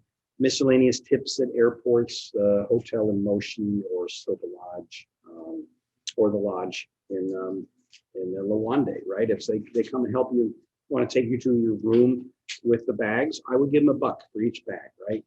And then the Malarone schedule is the last thing there. So I think for those that are just going to Malawi, you probably don't need to stay on the meeting anymore. Do you guys have any questions? Margaret and John? Can you, you're on mute. You're on mute. I can't hear you. Can you unmute? Do I have everybody muted? Hold on. You have to click on their name. So if you go right click on there. Oh, There you sorry. go. Oh, okay. Does anybody else want to be unmuted? I don't know why everybody's muted. I didn't think I did that. Did I? I'm a bad boy. Oh, hi, Mike.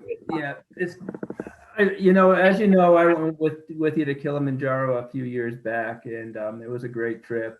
This time, with my new bride, we're gonna spend a little bit of time in Malawi. That's great. Yeah. Yeah. So John went in September of 2018. Yeah. So no, it sounds good. I know I haven't gotten a bill yet on my credit card for the airlines, but Yeah. He hasn't. He's got his book, but he hasn't actually charged some of our credit cards yet. So don't worry about it. Other than that, everything should be good. Okay, good. I'm glad you. And we're going to meet you in Addis, right? Yeah. Okay. Yeah. Addis, and it just looks. It just works out better with the airlines. Right. Well, and you had some credits with British Air, right? So. Yeah, we're not even going to use that, to be honest with you. Okay.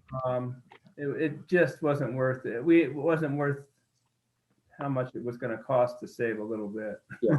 Yeah. Okay. All right. Good. Okay. Anybody else have any questions? If you do, unmute yourself.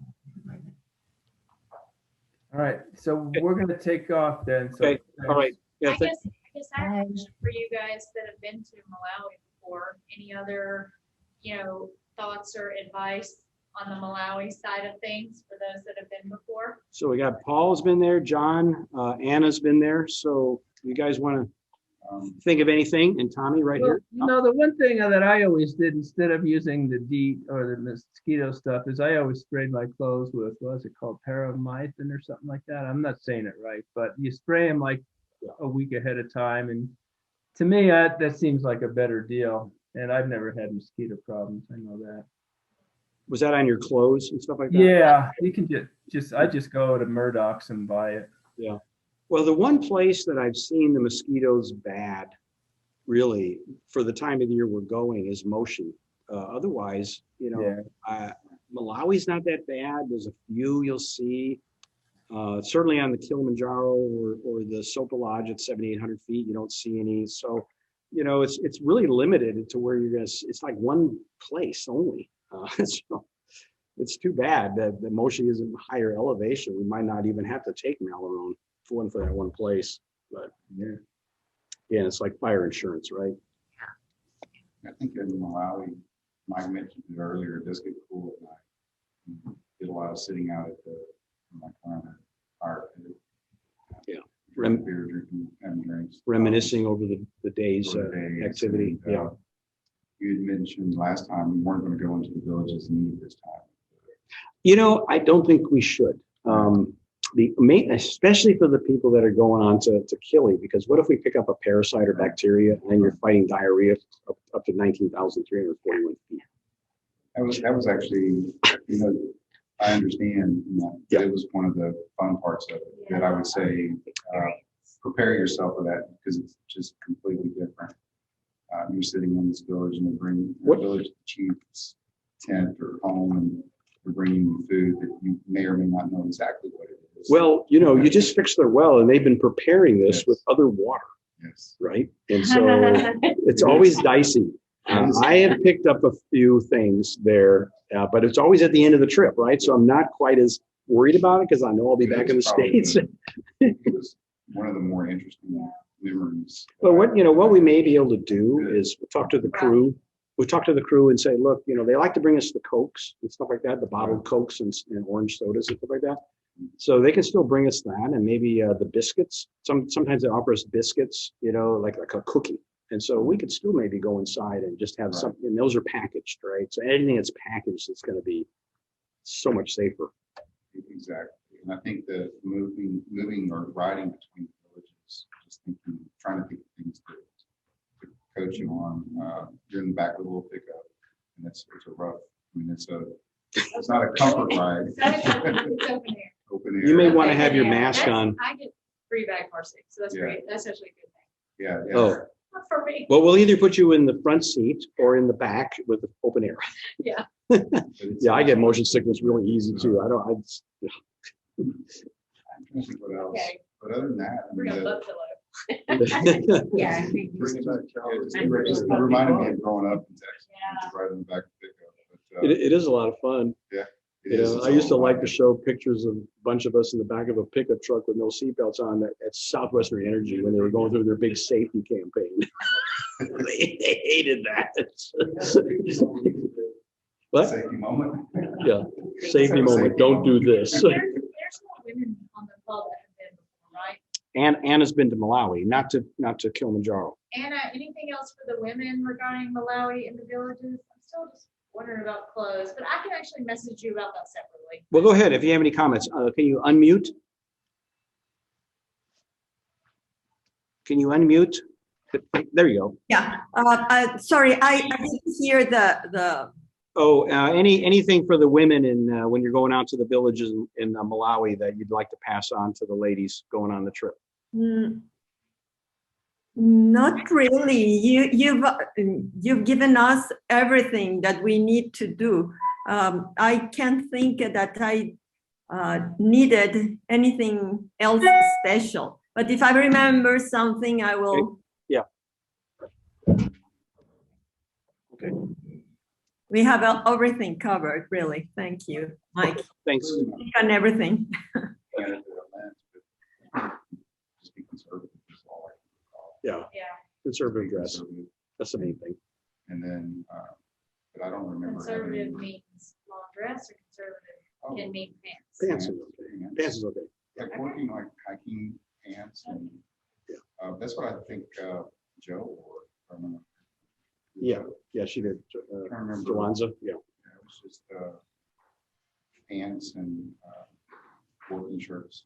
You know, Okay. but it was, Malawi was a special memory. So you don't. Okay, unless there's anything else, we can let John and Margaret go, and we'll continue on with. Mike, how do we get our balance? Did you send that to us? How much we owe? I did in an email. Okay. Yeah. I apologize. Okay. I was You have a checkbook with you? I brought a check. Yeah. Okay. Can you want to see if you can find the I'll the look at it. email? I'll just It's just that back this way. yeah. Do a sort on my name, and you'll should Yeah, I'll find it. find it. Yeah. Okay. Was the simplest way. Okay.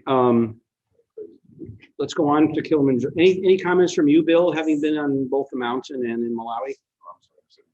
That's okay. Okay.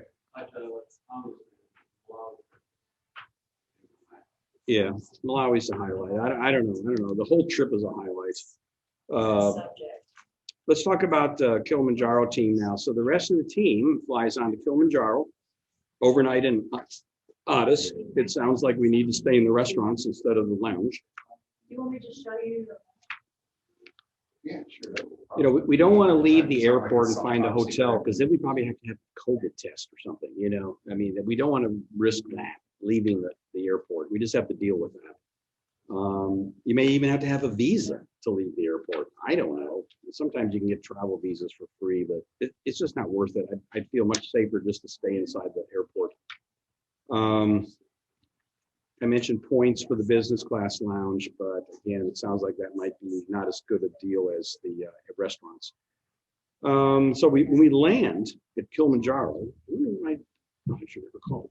When we land at Kilimanjaro, we'll head to Sopa Lodge, which is at Gorogoro Crater after we clear customs. However, since we get in after noon instead of 9 o'clock in the morning, we're not going to make it all the way there. So that's why we're staying. That's why there's a little extra cost this year. We're staying at another lodge on the way called Highview Lodge. And then the next day, we'll continue on to Gorogoro Crater. So, but the nice thing about that is we'll arrive a little earlier than normal. So I'm suspecting we're going to go down into the crater for some animal viewing before we go up back to the rim, to the lodge at Crater Rim. Now, remember, we're only taking our carry-ons on the safari. So your day pack and your carry-on bag, right? So just what you need for 3.5 days and 3 nights. Now, all of our check bags with hiking gear and our stuff we had in Malawi, souvenirs, whatever, it's gonna be picked up by Zara and taken to their hotel called Springlands Hotel in Motion from the airport. And so you wanna make sure you don't have anything in those check bags that you're gonna need on the safari. So what you could do, so, you're having faith that your bags are gonna get there, right? You could do is put some items in your check bag, because you'll get your check bag, right? Before we hand them over to Zara, in a separate Ziploc bag or two that you can easily like reach into the check bag, grab this Ziploc or two of some extra things you want to bring on the safari, right? So anyway, think about that. Think about that. And it's going to be, like I said, it's a long drive, but every year people say they love seeing the countryside of Tanzania. You'll see people, a lot of Maasai, a lot of bomas, a lot of cattle and other animals driven along the road in various places as we make the drive. However, we're breaking the drive up, not just coming back to Motion, but going to Gorogoro Crater. We have to stop at Highview Lodge. So it's not going to be quite such a long drive by breaking it up like that. And then on the way back, we make that stop at Lake Manyara Park and spend a couple hours in there seeing some, hopefully some giraffes and elephants up close. Now, the other reason we make this long drive to Gorogoro Crater is because we do sleep at 7,800 feet. And the benefits of that are just huge, right? It's the closest park that we can get to that gives us those benefits, that elevation benefit. And I would say bring Bonine and Dramamine, Melanie, for motion sickness if you're subject to it. Finally, the acclimatization benefits. Oh, no, sorry, I already said that. Get a good night's sleep at Highview Lodge. We'll have not slept very well in Addis the night before, so we're going to be kind of tired and cranky. But hopefully, you'll be able to relax and not sleep as we drive onto Highview. But then, you'll at least be able to get a good night's sleep there. Now, lunch should be shortly after we arrive at Kilimanjaro Airport. I don't know what the plan is for that, if they're going to have boxed lunches for us. They usually do, but usually we don't need them until we've driven about 3 hours and we get to this great souvenir shop called Odanyo Orok Arts Gallery. But so we'll have needed to eat breakfast before we get there, but we may stop there anyway for a pit stop. Okay, and it is a good souvenir shop. So if you think you might see something in there, that make a quick look through it. If it's something small and quick that you can buy, I'm sure they would love to have us buy souvenirs since everybody's starving over there right now. The tourism industry has been so crushed. But there'll be other chances. If you don't see anything there, you don't want to spend the time there, we don't have the time there. Certainly Sopa Lodge has stuff. And then back in Motion, the Blue Zebra Art Studio, and Zara has its own charity souvenir shop also. So yeah, Zara does support an orphanage, and so they're doing good work there in Motion. It's literally a block walk from Springlands Hotel, so we'll have a chance to see that. And then when we drive back to the hotel at the end of the hike, we'll probably either have dinner or lunch at Kijiji, depending on what day and time we get out. And there is a fifth possibility. So there are other places to get souvenirs. Now, the main thing on our drive, to Highview and then onto Gorogoro Crater the next day is just sit back and relax, rest, enjoy the countryside, watch for Kilimanjaro. In July of 2017, we had the most spectacular view of Kilimanjaro I've ever seen. Normally, it's always shrouded in clouds, and we never see it on the drive. Sometimes we see it on the way back in the evening because the clouds tend to disappear in the evening. But that year, for some reason, even in the morning, it was just unbelievable. So be watching for that. And I'm sure if somebody sees it, we'll all hear about it and be getting our cameras out. And we'll probably stop and actually take pictures. Okay, so we may even see giraffes. Sometimes there's giraffes crossing the road on that drive. And then we finally make it to Gorogoro the day after arriving at JRO, which is Kilimanjaro. We will have a required safari guide stop at the gate to Gorogoro Crater, and where we'll see lots of baboons. Do not feed the baboons, whatever you do. They're pests, right? And keep the vehicle doors and windows closed because they'll get in there and they'll find your day pack with your energy bars for sure. But take lots of photos and videos of them, right? This is a good bathroom stop, and it's also a good restroom. A rest stop where the guides will get our permits. It's a good photo op. We'll take a picture of this in front of the main sign at the gate. And then when we get up to the rim, there's a great overlook we'll stop at, and we'll get a picture of the crater from this overlook at about 7,000 feet. It can be quite chilly. Let's see. So when we arrive it's at Sopa Lodge after this possible late morning descent and afternoon safari in the crater, we'll get our room assignments. And all room assignments on the whole trip are double occupancy. Just keep that in mind. And we'll try to come up with what makes sense in terms of room assignments before the trip. But then head out to the patio, depending on what time it is. If it's getting close to sunset, then definitely head out to the patio at the lodge and we'll enjoy the sunset. Maybe have a glass of wine, maybe a beer or something like that.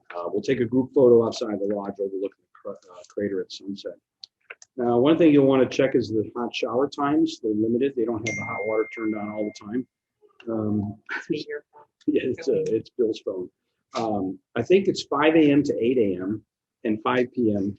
to 8 p.m. each day. Okay, we'll be provided water bottles. I mean, just bottled water, right? By our safari guides. It should be enough for the entire safari.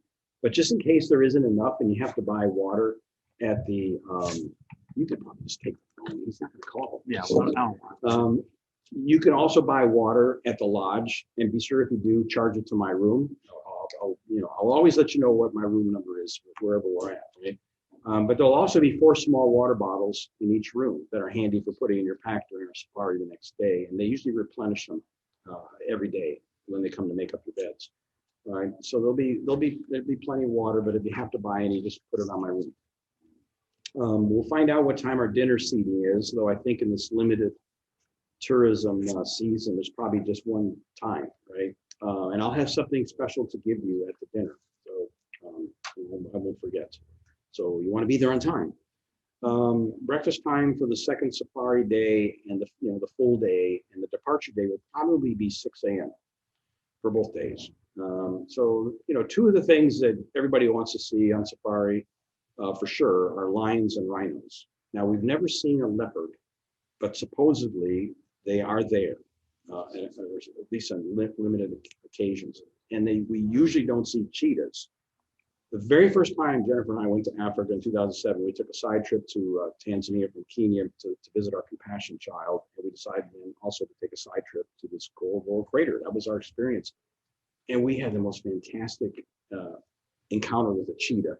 I mean, it came within 10 feet of us and climbed up on a log and was just looking at us, And we have never seen one since until September 2017. And there's a cheetah going across the savannah. It was amazing. So we probably won't see the cheetah and the leopard, but lions, we should almost for sure see lions. It's the highest concentration in the world of lions. Where am I? I got lost here. Okay. Rhino is probably the rarest that we have a fairly decent chance of seeing while on safari. And we'll eat a box. They'll give us a box lunch for that full safari day, and we'll eat it at the hippo pond. And then we'll crawl up into the big giant tree there, and we'll take a photo op in this tree right next to this giant pond full of hippos. Just don't fall into the pond. The next day we drive back to Moshi with the stop at Lake Manyara. We'll see more animals, like I said, giraffe and elephants, and of course a bunch of other things. Supposedly there are tree lions there. Are you taking off? Yeah, Take care. Oh, wait, before you go. Bill, can you take a picture? Or I'll take a picture. Something. Yeah, I've got a picture of you guys. I want to get a picture of this group. Your camera is also off for us. It's not showing us anymore on screen. Oh, yeah. Oh. It's just showing black. Oh, no. That's what I was wondering if it was power, but it still shows. Well, this, yep, it says low power. Oh, that's it. Oh, no. Well, that's the one that's recorded. Yeah. Why is it? No. Oh, oh, that's that one. I know. Filling out of this thing. I don't know what's going on. Okay, over here. Let's plug it over there. Yeah. Thanks for catching that. Okay, here we go. Back on. Sorry about that. I don't know how long it was off, but okay, we need to figure out how to do it.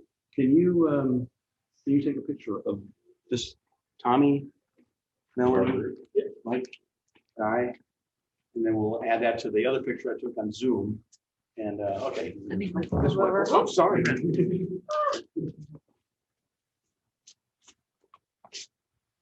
All right. Yeah, I love Malawi. I love Malawi. Wait, where's Jason? Jason. Oh, is he gone? Oh, he went to the restroom. What's he gonna do? Okay, we'll do another one later. Well, you have to go. Okay. All right. See you, Tommy. Thanks for coming. Okay. All right, we're almost done. Oops. Okay. Where was I? Breakfast time. Watch for lions. Lake Manyara on the way back. Supposedly, I was saying there's tree lions in Lake Manyara. I've never seen them. Okay, so we'll arrive at Springlands Hotel in Moshi after the safari, day after the climb. The next day is the climb, right? So we'll get our room assignments. Again, double occupancy. I'll tell you what room I'm in. After you get your room keys, one of us will show you the locker where our check bags are, right? Remember, we left our check bags with Zara and they took them back to the hotel. Retrieve your bags and use one of the Maasai guys to help you with your bags to your room and give them $1 for each bag. Immediately go to the rental office and pick up any rental gear. If anybody is renting any gear, I don't know if any of you are, nobody is sending me to me yet. Maybe you've all purchased or borrowed or you have it from previous trips. Where are you? I'm on. I'm above that. I'm just 2 paragraphs above, then 1 paragraph. I'm in where we arrive at Zara Springs Hotel. Okay, so they'll help you with the your bags. If you do rent anything, charge it to your room. Dinner is usually at 7:30, and we'll have a brief, very important team meet and greet with our head guide, with Zara. He goes by Bruce, though he's George Lawrence on Facebook. If you want to find him on my friends list, you can friend him. He'd love to be friends with you, George Lawrence. His parents called him Bruce after Bruce Lee. So that's what he said. So if we have some corporate sponsors, we will have special banners made up for each sponsor and we'll sign them. And we'll be taking those to the top of Kilimanjaro. You don't have to, it'll be in my duffel bag. Have your passport number handy. At the meeting, they may ask us to fill in some sign-in sheet at some point, either the day of the hike or the night before. So just have your passport information handy, but I'll have it too. So between the two of us, we'll figure that out and have it available for them. We'll talk a little bit about the hike, including the time we need to be completely ready to leave in the morning. And let's see, Springlands Hotel has, I don't know why that's there. That's not even, that's out of place. But anyway, Springlands Hotel has bottled water and Wi-Fi, but only in the common areas for the Wi-Fi. Okay, night before the hike. So, we get there, we're gonna have dinner, just drink a lot of water, even if it means getting up a couple times in the middle of the night, but you want to get hydrated really well. And then unless you have water left over from the safari, purchase 3 1.5 liters of water, or at least 2, preferably 3 of water at Springlands Hotel store. They have a little store there, and you'll just, pour 2 of these in your 3-liter Camelback bladder and use one other maybe to make up a little bit of energy drink or not. Maybe just have some extra water in a water bottle, in a couple of water. So charge all these water purchases to my room. We'll be getting these large blue waterproof plastic bags for each of our duffel bags. That's in case we run into any mist or rain as they're driving our stuff, which is going to be on top of a bus up to the start. Okay, so that'll keep our stuff dry. And I may need help retrieving those. I'll let you know. But if you decide to get an extra duffel, be sure to let me know so we have the right number of waterproof bags, right? So now, and I think I already mentioned this earlier about bringing extra money, part of the extra expenses. Like if you decide you need an extra duffel, it's 100, and give that to me in cash. And the same thing would be if you decide you're just going to be in your tent by yourself and you need an extra 50 for that. That's not listed here, but it was listed earlier, 2,000 a year later. And I'm going to give that to Bruce before the trip, right? So we can hire some extra porters and stuff like that. Extra blue plastic bag, it's nominal. It's only $4 for an extra blue plastic bag. We already talked about all this stuff. So you try to pay for everything the night before we leave. Okay, and then it doesn't hold things up as much in the morning, but sometimes there's still some last minute things. So, but they will find you if there's something on your room that hasn't been paid for. Believe me, they will find you. I already mentioned about the tents earlier. I forgot that I had it here. I already mentioned those. Yeah, I told you I was redundant. I have some things twice in here. And have your water bladder filled. And I already mentioned that. Okay. And it's important not to mix purchases. Sometimes things will show up on my room that, wait a second, I don't know, I didn't order those 5 beers. What's going on here? I didn't rent that piece of equipment. So try not to mix purchases that are covered by your expenses that go in my room with things that you're just getting for yourself, right? Just try to make separate tickets for that. And I'll be putting all the group meals, the duffel covers, at least the one. And then we'll rent a group safe deposit box. That'll all go on my room as well. And remember about the extra money, the $20 to bring $1 bills in your pack.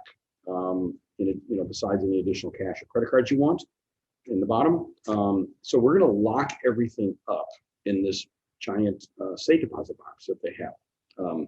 So I would not bring your actual passport on the hike. I would have pictures of it. I would have in your day pack and maybe one in your duffel bag. I don't think you need them in your duffel bag, but for sure one in your day pack. So that, and if and the cash that you don't want to bring on the trip, credit cards you don't want to bring on the hike, we'll put all that in a large safe deposit box. So bring everything you want to lock up to dinner in a Ziploc bag, so your extra cash, extra credit cards, driver's license, whatever you happen to have with you don't really want on the mountain, and all that, put that in a Ziploc and consolidate it as much as you can. And we'll put everything into this safe deposit box. And I'll have several people go with me, and we'll put it all in there and lock it up. And then that key will be inside of my day pack on the top. It'll be clipped in there. There's a little place you can clip a key to, and that's where it's going to be. If something ever happens to me, you'll be able to get that key because that's where it is, right there. So, yeah, I got to go over this document again. I have things in here, several things in here twice. Have everything ready to go the night before we leave for Kilimanjaro, right? So everything except the clothes you're going to wear that day should be ready to go, and everything that's going to go into your check bags, the ones that you're not taking your check bags on the hike, right? So that's all going to go into that locker, but you don't have to put those in the locker until the morning, but have it all packed, right? Ready to go. Maybe it's last minute flip-flops or something, because you're going to use flip-flops when you take a shower at the hotel, right? You don't want to contaminate your feet with potential get a planner's wart or something. I always wear flip-flops when I take showers in hotels and stuff like that. So anyway, any last minute things, then that's all that's going to have to go in your check bag. And then in the morning, you pack it all up and you take it over to the big locker room. They have mosquito netting in there. You might as well use it. Okay. And then first thing in the morning, you check those bags in just before breakfast, if all possible. Breakfast, of course, is included. Breakfast, all the breakfasts are included in our hotel fee. But any lunches or dinners at the hotel, or if we go out to eat somewhere, it's gonna, I'm paying for it, because that's something you pay me for, right? Save your luggage ticket stub that they'll give you when you check your bags in the locker, right? So that makes sure your duffel and your day pack gets on the bus. We'll take a group video, maybe even a photo, even maybe a little video in front of our transportation vehicle before we depart. Have a great hike to the summit, right? So, assuming we get all the way out of Kilimanjaro on day 8, we'll have this dinner at Kijiji Souvenir Shop near Moeka Gate, right? If we don't make it out, you know, it's pretty ambitious, but based on what I did in October, I realized. Based on what I did in October by myself, I realized, and I didn't even get up in time for the sunset. I got all the way down to Moeka Camp by 1 o'clock in the afternoon. I could have easily made it all the way out, right? And if we get up even a little earlier, like an hour earlier, so we can get to see that sunset, we're going to get out even earlier. So I think it's very doable unless somebody has a real problem, you know, physically with their knee or something like that. But they do have these nice carts that they can put you on and literally wheel you down the mountain. So I don't see that as a problem. How much is that? What? How much is that? It doesn't, well, you give them a tip. So, yeah. So I think there's somebody in this room that's done that before, huh?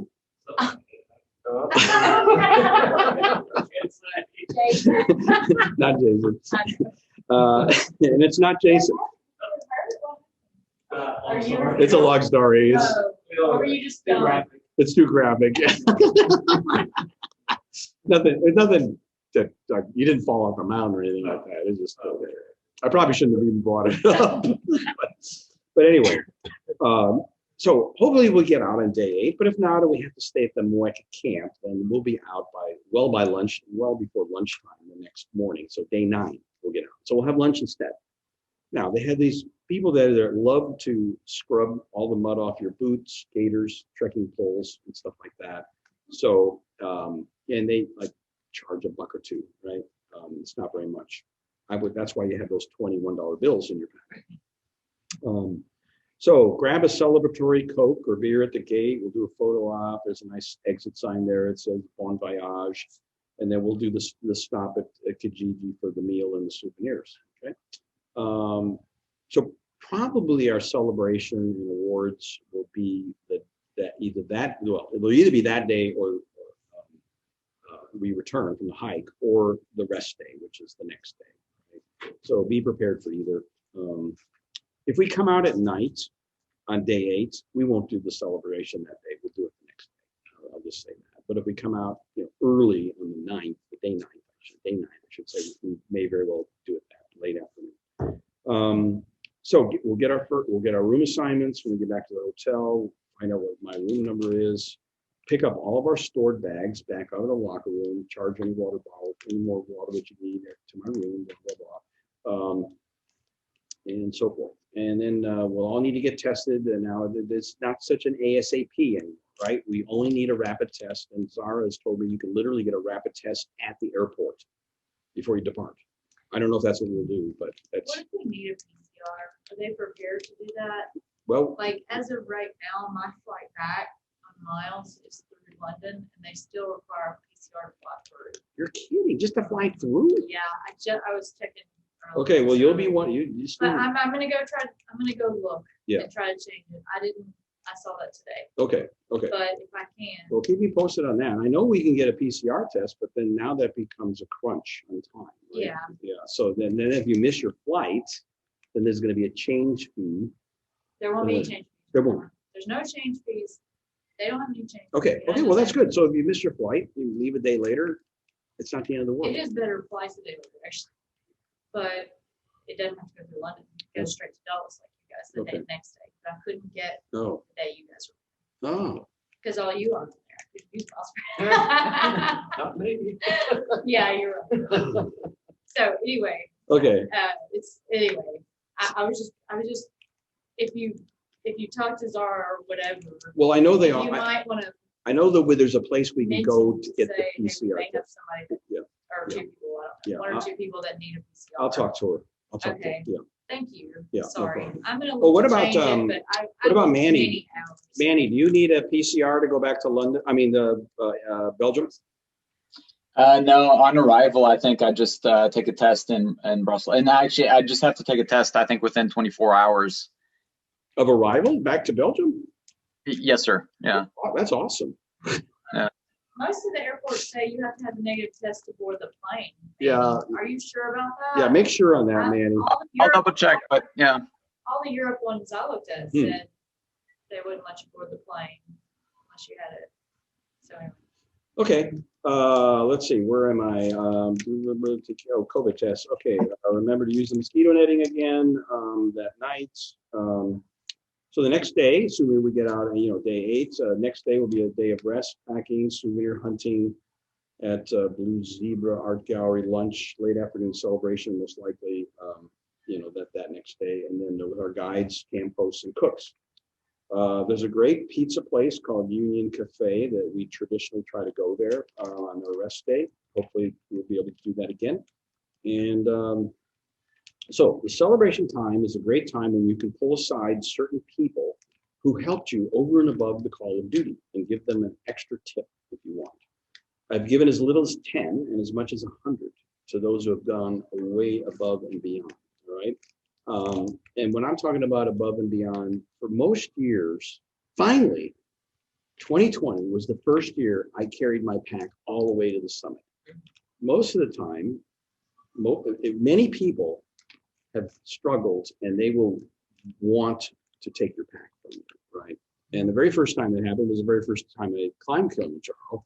And at first it was like a big pride thing. I said, I'm not letting you take my pack.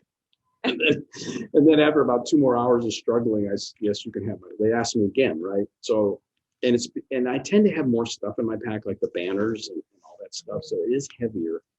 So in 2020, I gave them some of the banners to carry. So I had more of a normal pack, and I didn't have any problem going to the summit with my pack. So, but if it comes to that, where they carry your pack, the final assault, you might consider giving them a tip. And the celebration time is a good time to like find that person, pull them aside so that nobody else kind of sees what's going on, and just like palm them a 20 or palm them a 50 or whatever you think that person in your mind should be given because of that extra help they gave you. So if we go the first day and like our bag is telling us and we're like, we can't carry the pack, there's actually going to be people that have sufficient They'll carry 2 packs. They'll carry their pack to and your carry pack. the pack. Okay, because I assumed you needed to tell them ahead of time, No.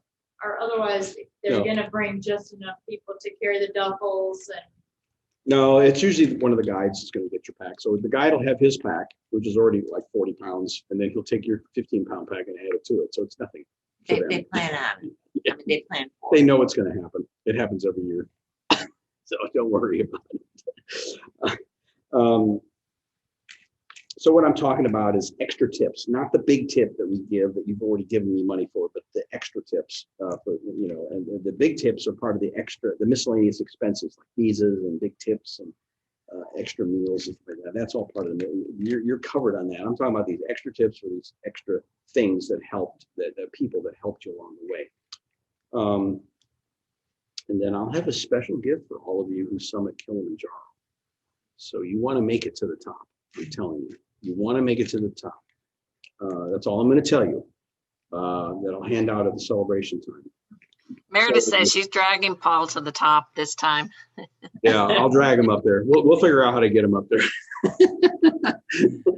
Yeah, Third time's the charm. just stretch your calf muscle out a lot. Make sure it's warmed Yeah, up. it's been good. Okay. Doing the hills around here, and it's been good. Yeah. All right. Yeah, moving up here gave him a little more chance to walk on other than flat terrain. Well, and you've been doing a lot of spike pickups. You've been doing a lot of exercise picking up railroad spikes for those crosses you make. Yeah, it's the strength training part of the cross training. Yeah. Okay, so like these group meals, like I said, we'll charge to my room. Now, here's the thing that sometimes causes confusion. If you bring water to the table that you've already purchased, make sure you it's clear that you've already purchased in the store, because sometimes the waitress will think that, oh, I must have brought that to them and they put it on the bill, right? So we don't want to pay for the water twice. So just thinking about that. So then start packing for the return flight the next day. And then if you have time, we'll also have time between breakfast and lunch. We don't leave till 6:10 p.m. So, we probably have to be at the airport at 4, maybe 3 at the earliest, which means we leave at 2. So that means we'll have lunch at Zara. So we have the morning to do our final packing. Okay. And I already went through all the general comments. We're done.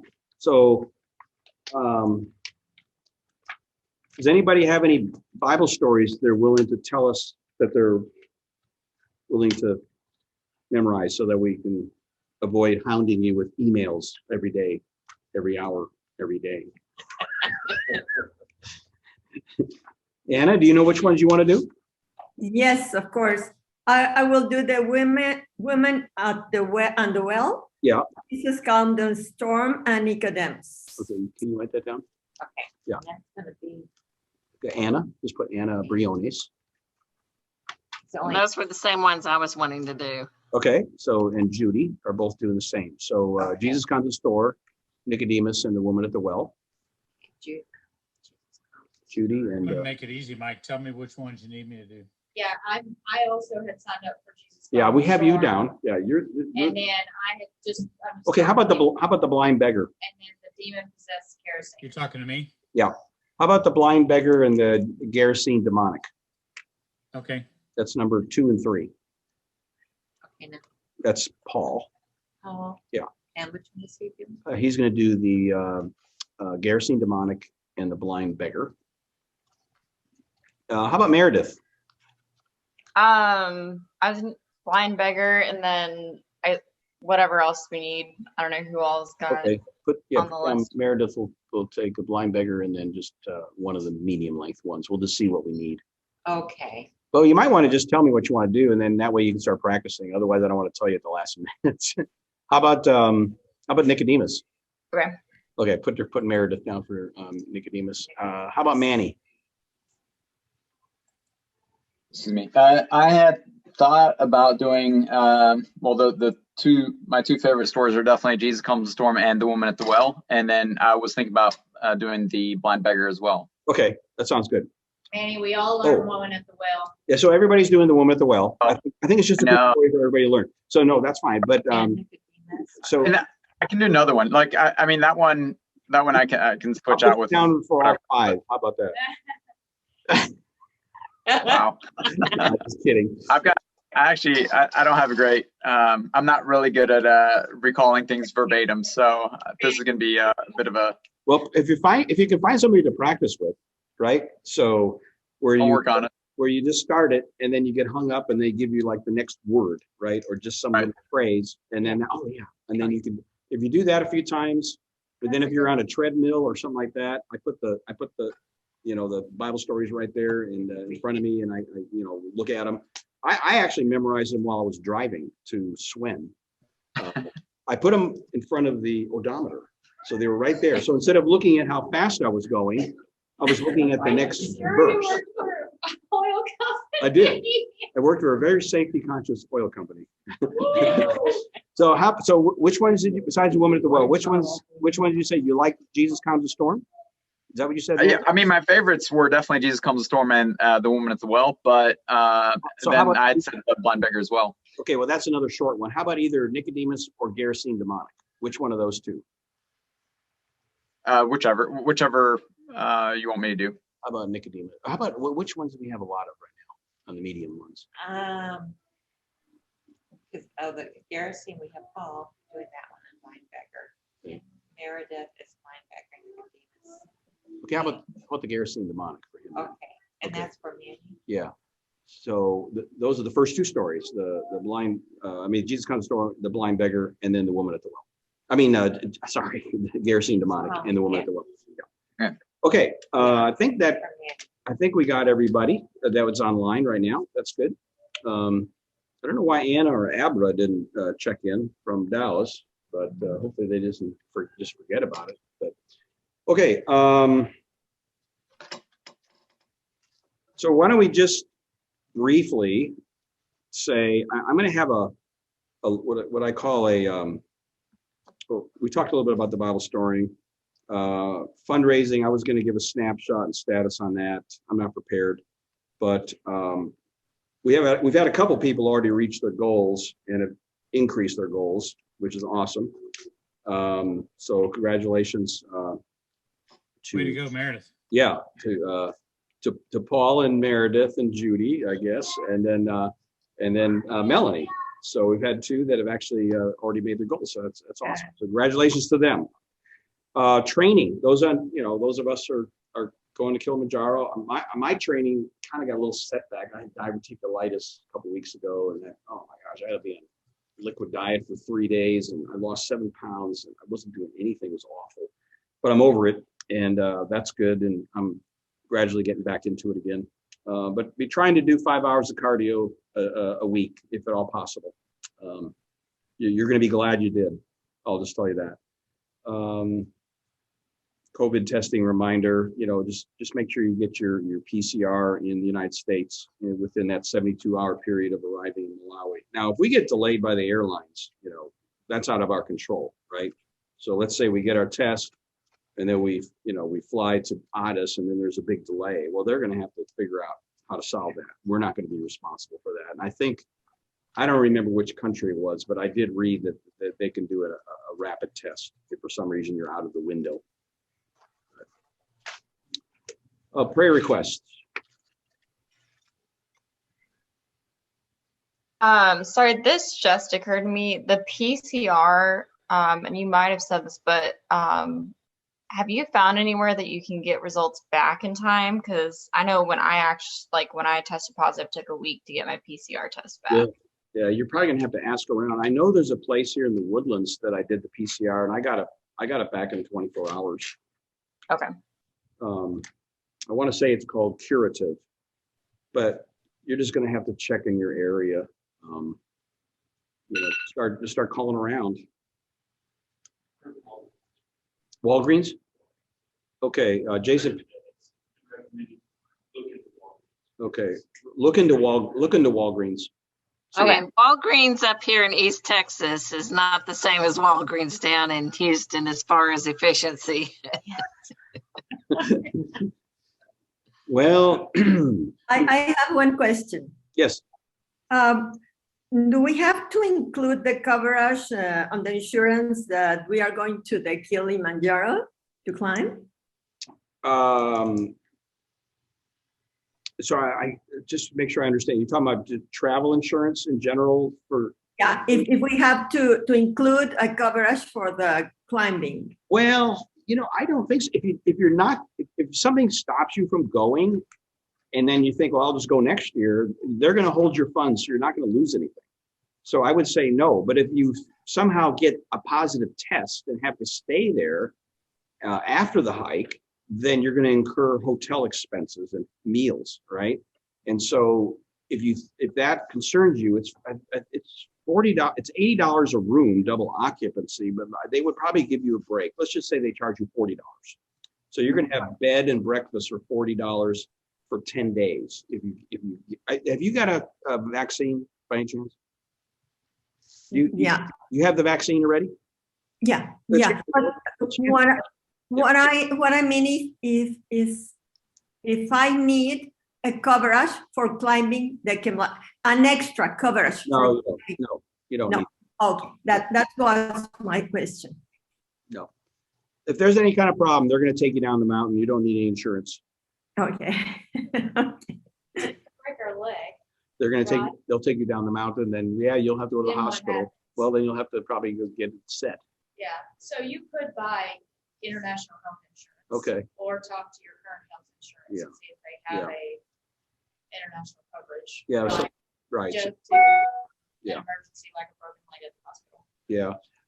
That's always a possibility that, eventually somebody might have something like that happen. We've never had that happen on all these trips. yet where somebody broke a leg. I mean, I sprained an ankle once, but it was a minor sprain, fortunately, so it didn't stop me from going all the way. But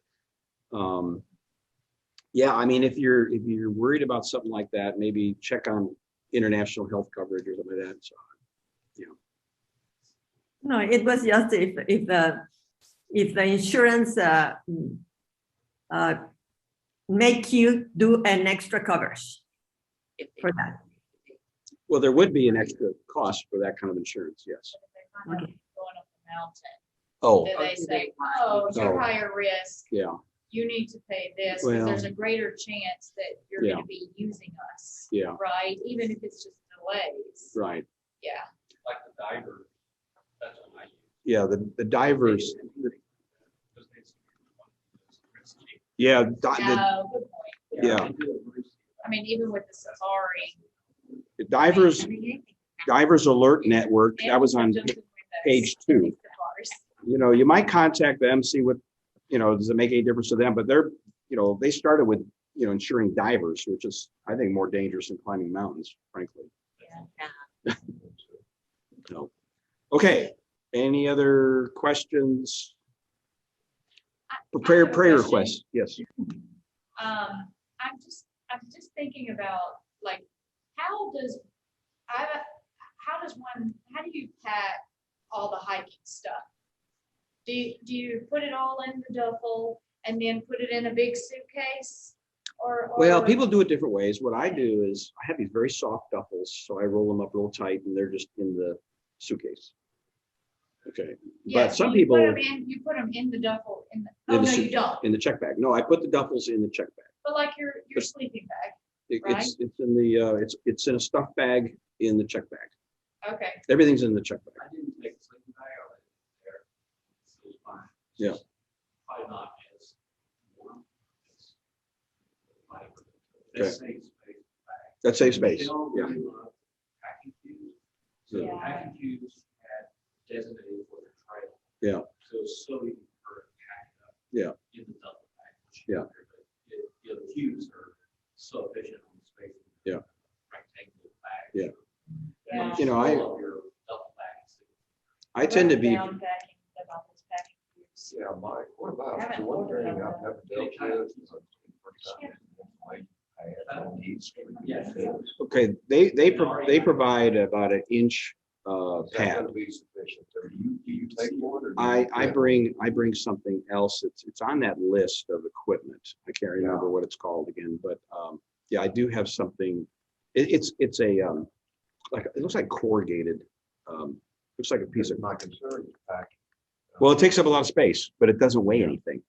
So you could do an air mattress, but an air mattress can get a hole in it. Go that route. Yeah, What were you asking about? extra Yeah, the pad. extra pad. Yeah, Jason gave me a pad too. Did he? Is Okay, it good. difficult, It's it's gonna be difficult to crucial. pack? Yeah, I would That's the definitely. thing, yeah, and that's EBC, we never had to deal with that. Yeah. Now I do. Yeah, we do. What I got already. Trying to figure out how to handle that. Very Was it a blow? Was it a blow up? Yeah, it was blowing up for me. Oh, dang, that's nice. Yeah, they do. They'll blow up your. If you have an air mattress, they'll blow it up. It's really the REI. Yeah, I was looking at REI. Are you all going to the one that's up here? There's one by Willowbrook. It's right here. There's an REI right here. Yeah. And it's like small. No, doesn't what I have go much. to is off 249. There's a. Maybe it's Sun and Ski. Oh, you're thinking Sun and Ski. Yeah, I didn't think it was an REI around here. Any prayer requests out there? Okay, how about here? Yes. Yes, For success. success. Okay, sounds good. I've been doing stairs and running, and my knee is bothering me every time, but I've been trying to brace. Which is worse, the running or the stairs? The running. Yeah, I can't run. Every time I run, I got to go to the doctor and get a cortisone shot. I don't even run. I never run anymore. Okay. Stairs doesn't bother me at all. And you just treadmill work on an incline. I No, realize that does not bother me. get you started with that. If I do, unless I like do something weird, yeah. If the impact bothering you, then It's the impact of It's the running. impact. The Yeah. impact. Yeah. Yeah, I love this. I like the stair climber. That's my Okay. favorite. But That's my it does favorite. friction me. What, stair climber? Stair climb, absolutely. Then a treadmill, Oh, absolutely it does. okay. Well, To get your cardio in, if you can't do a stair climber, that's your backup. try to do a bicycle. Oh, yeah. Or like- Yeah, okay. That's really the best. I mean, you can do long bicycle rides and it's not impactful on your joints. Okay, I'll close this so the church can have their room back. Heavenly Father, we praise you again for this day. We praise you for all you've done for us. Father, we thank you that you've called us to serve you and glorify you and tell everybody about you. And Father, help us make an impact on this trip, but we know also we're going to be impacted. So help us hear your wee small voice. Help us be successful. Help us raise a lot of money for bringing water to a lot of villages and schools. Help us with our training and that we don't hurt ourselves. And help us coordinate these tests that we have to have.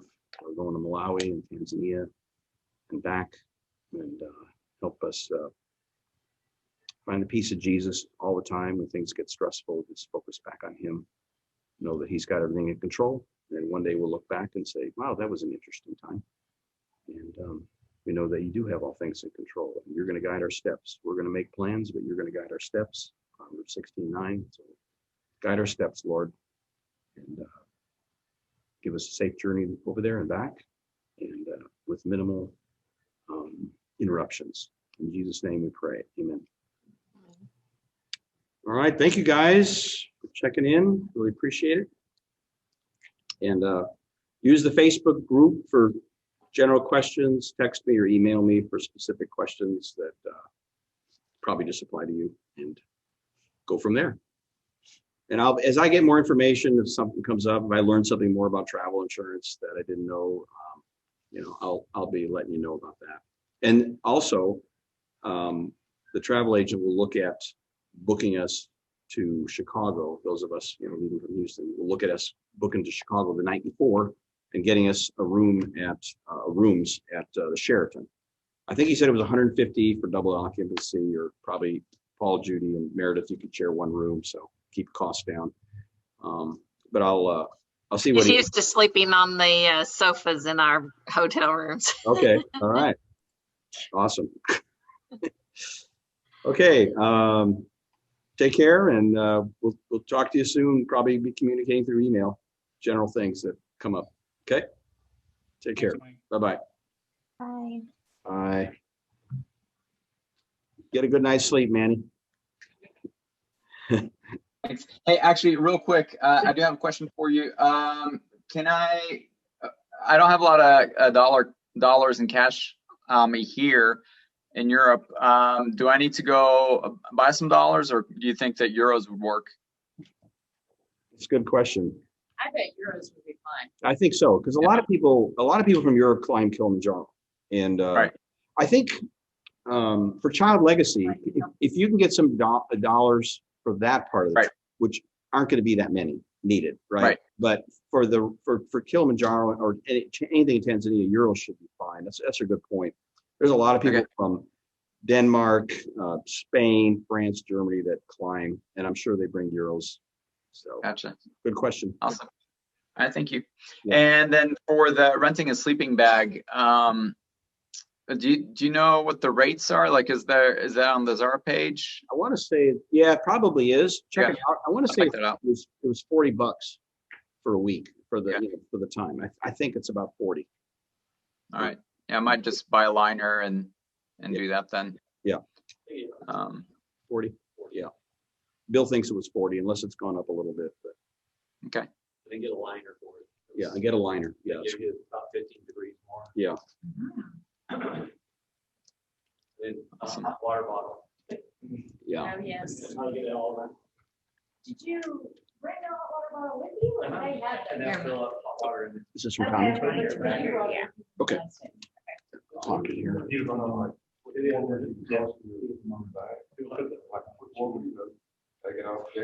Okay, I'll sign us off. Unless there's any other questions. Bye-bye.